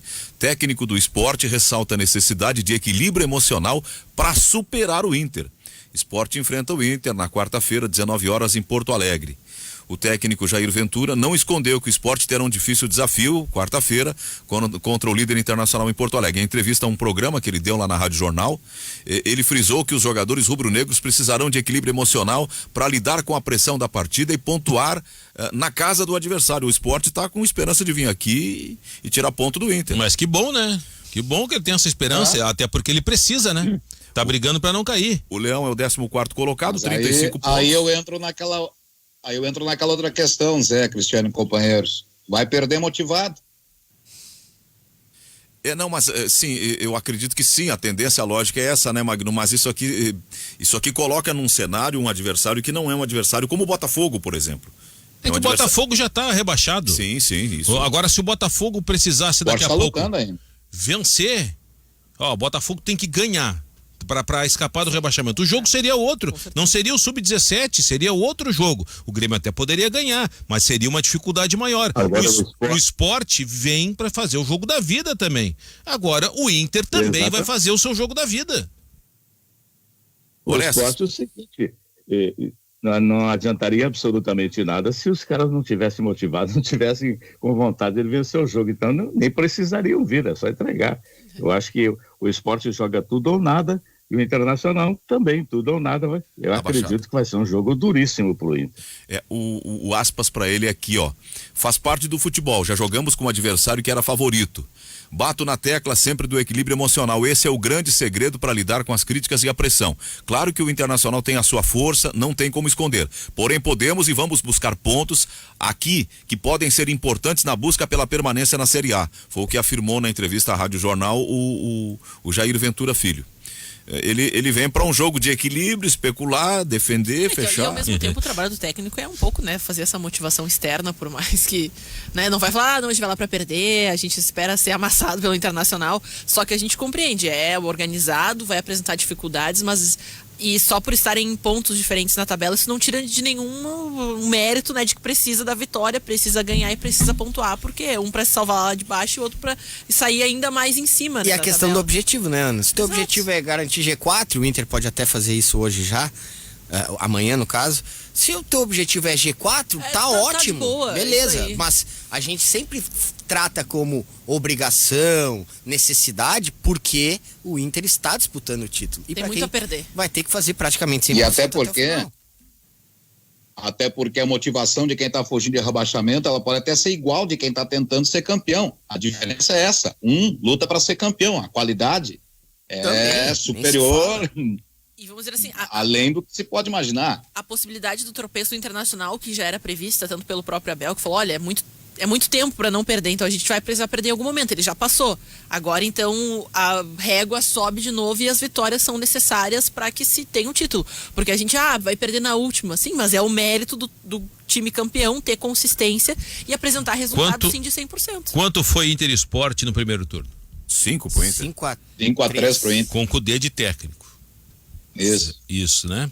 Bom, venceu melhor, não venceu lá na Ilha do Retiro? Com certeza. Vocês vão apostar na coluna, na loteria esportiva, apostariam em quem? No Inter. Coluna 1. Eu aposto no Inter, certo? Cara, o Inter é melhor. É isso. Claro, futebol, tudo pode acontecer, absolutamente tudo pode acontecer. Como a gente é daqui, a gente tem interesse e tal, estamos muito mais próximos dessa disputa por título, né, na questão observação, a gente fica, né, mas é contra o Sport e tal, mas quando a gente vai não ver, é jogo, exemplo, não é jogo jogado, mas é jogo encaminhado. E o Flamengo liderando o brasileiro, a gente, o Flamengo vai ganhar do Sport. É assim, é que a gente trata com um pouquinho mais, primeiro, de foco. E até sim, não digo nem medo, mas de cuidado, de preocupação, porque como disse o Zé, se Deus quiser vai ganhar do Sport e tal. É óbvio que a gente quer que isso aconteça. Deixa Deus fora dessa, Deus tá com tanto problema na pandemia aí, cheio de bagulho pra resolver. Se o Inter precisar de Deus pra ganhar do Sport Recife, com todo respeito ao Esporte Clube do Recife, mas deixa Deus fora dessa, deixa Deus resolver o problema das vacinas aí, da pandemia no mundo. Não, mas rindo, assim, tem muito colorado rezando para que dê tudo certo, viu? Não. Por pedido tem bastante. Eu nunca abandono o criador. Não deixo fora nunca. Escuta, o Silva, o Guerreiro já tá treinando, é? O Guerreiro está fazendo fisioterapia e desta fisioterapia faz parte bater uma bola de vez em quando, participar de um aquecimento, Ele volta sem aos forçar o trabalhos cavalo. Em março. Calma, gente. Guerreiro, calma. Ele Esquece vai Guerreiro. voltar a fazer trabalhos de campo em março. Realizou corridas leves. A imprensa peruana, eu quero dar um grande abraço a Cristiano Oliveira. Cristiano Oliveira, meu tocaio, que obsequiou o número do meu telefone para os colegas peruanos. Eu quero agradecer ao Cristiano Oliveira que socializou esse número aí, porque era só o meu que... Aí a todo momento, Guerreiro soltou pum. Até eles como falar com nós outros, Guerreiro soltou um pum. Não, tudo bem, lá vou eu. Guerreiro correu. Até eles como falar com nós outros, Guerreiro. Não, pô, Guerreiro, pô, toda hora, velho. Aí. Deixa o Guerreiro em paz, cara. Deixa o Guerreiro descansar. Ô Cristiano, sem cachê ou com cachê? Não, sem cachê, no amor, vamos lá, na parceria, mas... O Orestes acho que tá querendo entrar nesse hall aí, vão passar o número dele. Não, eu troquei. Tá aí, pandemia, serviço em casa, teletrabalho, vamos largar uma rádio ovação pra ele, pra falar sobre ele. Aí, mas o Guerreiro Guerreiro... Cara, não sei nem se para as primeiras rodadas do Campeonato Gaúcho, tem que ter muita calma. O Saravia é bem para depois, né? Tanto ele como o Saravia tá correndo. Gente, esqueçam Guerreiro, esqueçam Saravia, Moledo, então Moledo, tem já Moledo, já vou dizer agora, é setembro desse ano. O outro é o Bosquilha, o neto do Dulcídio Vanderlei Bosquilha, o exato, esqueçam. Mais além. Esqueçam. Tá, o Galhardo tá, né? Galhardo tá onde? Tá liberado já. Tá, mas sim, mas o meu comandante, eu disse que ele vai ficar à disposição contra o Sport. Uhum. Em condições de 90 ou não? Tchê. Não, vão ser só 35 minutos. Ninguém volta em condições de 90, nem é arriscado. Não, e ele, vamos combinar, ele não é titular do Inter, né? E essas substituições, assim, agora ele não é titular do Inter. Assim, dessas mudanças, o Abel tem ali, tá? Eu falo assim, o Abel chegou, fez o arroz com feijão, tá dando certo, tá organizadinho, tá bonitinho, todo mundo ali no seu quadrado, ele fez o futebol conservador, que nem por isso tem que ter críticas, porque vem se mostrando mais eficiente que muita teoria e, né, colocação, tira ali, né? Eu acho assim, por mais que retornem, o time do Abel é aquele. E a gente fala, o Galhardo tá pra próxima temporada, pro próximo técnico que vai ter esses problemas sem poder contratar muita gente, né? O Galhardo tá mesmo no DM, perguntou, não tem condições para 90. A questão do grupo do Inter, já que tu quer um assunto que eu acho que é legal. Não, estamos terminando. Então não vou nem levantar. Não, pode levantar, por favor, mas vamos... A questão do grupo do Inter para 2021 é basicamente esse. Se for campeão brasileiro, acho que vai sair um goleiro, acho que deve sair o Danilo Fernandes.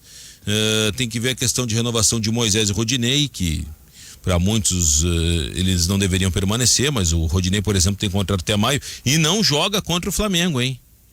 Por isso que é legal tu conseguir 2 vitórias agora contra o Sport e Vasco, porque muito provavelmente tu vai com um time muito desfalcado pro jogo com o Flamengo.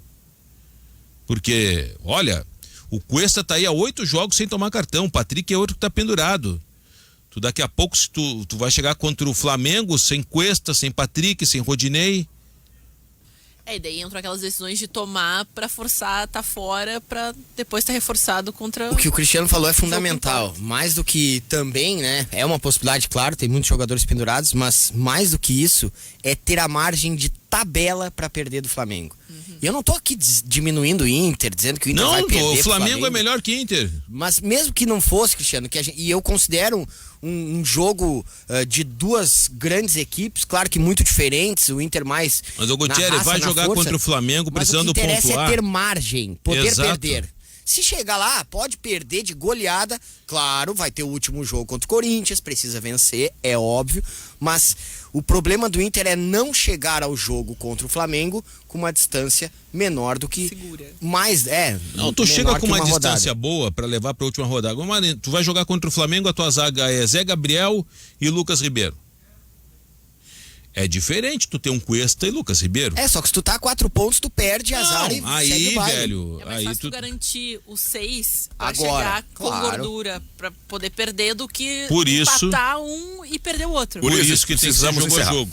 E dando uma secadinha no Flamengo, né? Pega o Corinthians, o Flamengo. Aqui ficamos com o Ganhando o Jogo pela Guaíba, em nome do Banco Banrisul. Os ouvintes estão reclamando que eu não os atendi hoje. Desculpem, amanhã a gente vai atender se aparecer oportunidade. Vem aí as notícias do correspondente Guaíba com a Fernanda Bagatini e depois tem o Julinho Ribeiro, o nosso Júlio Ribeiro apresentando o Boa Tarde Brasil. Muito obrigado, até amanhã às 11. Em nome do Banrisul, tchau.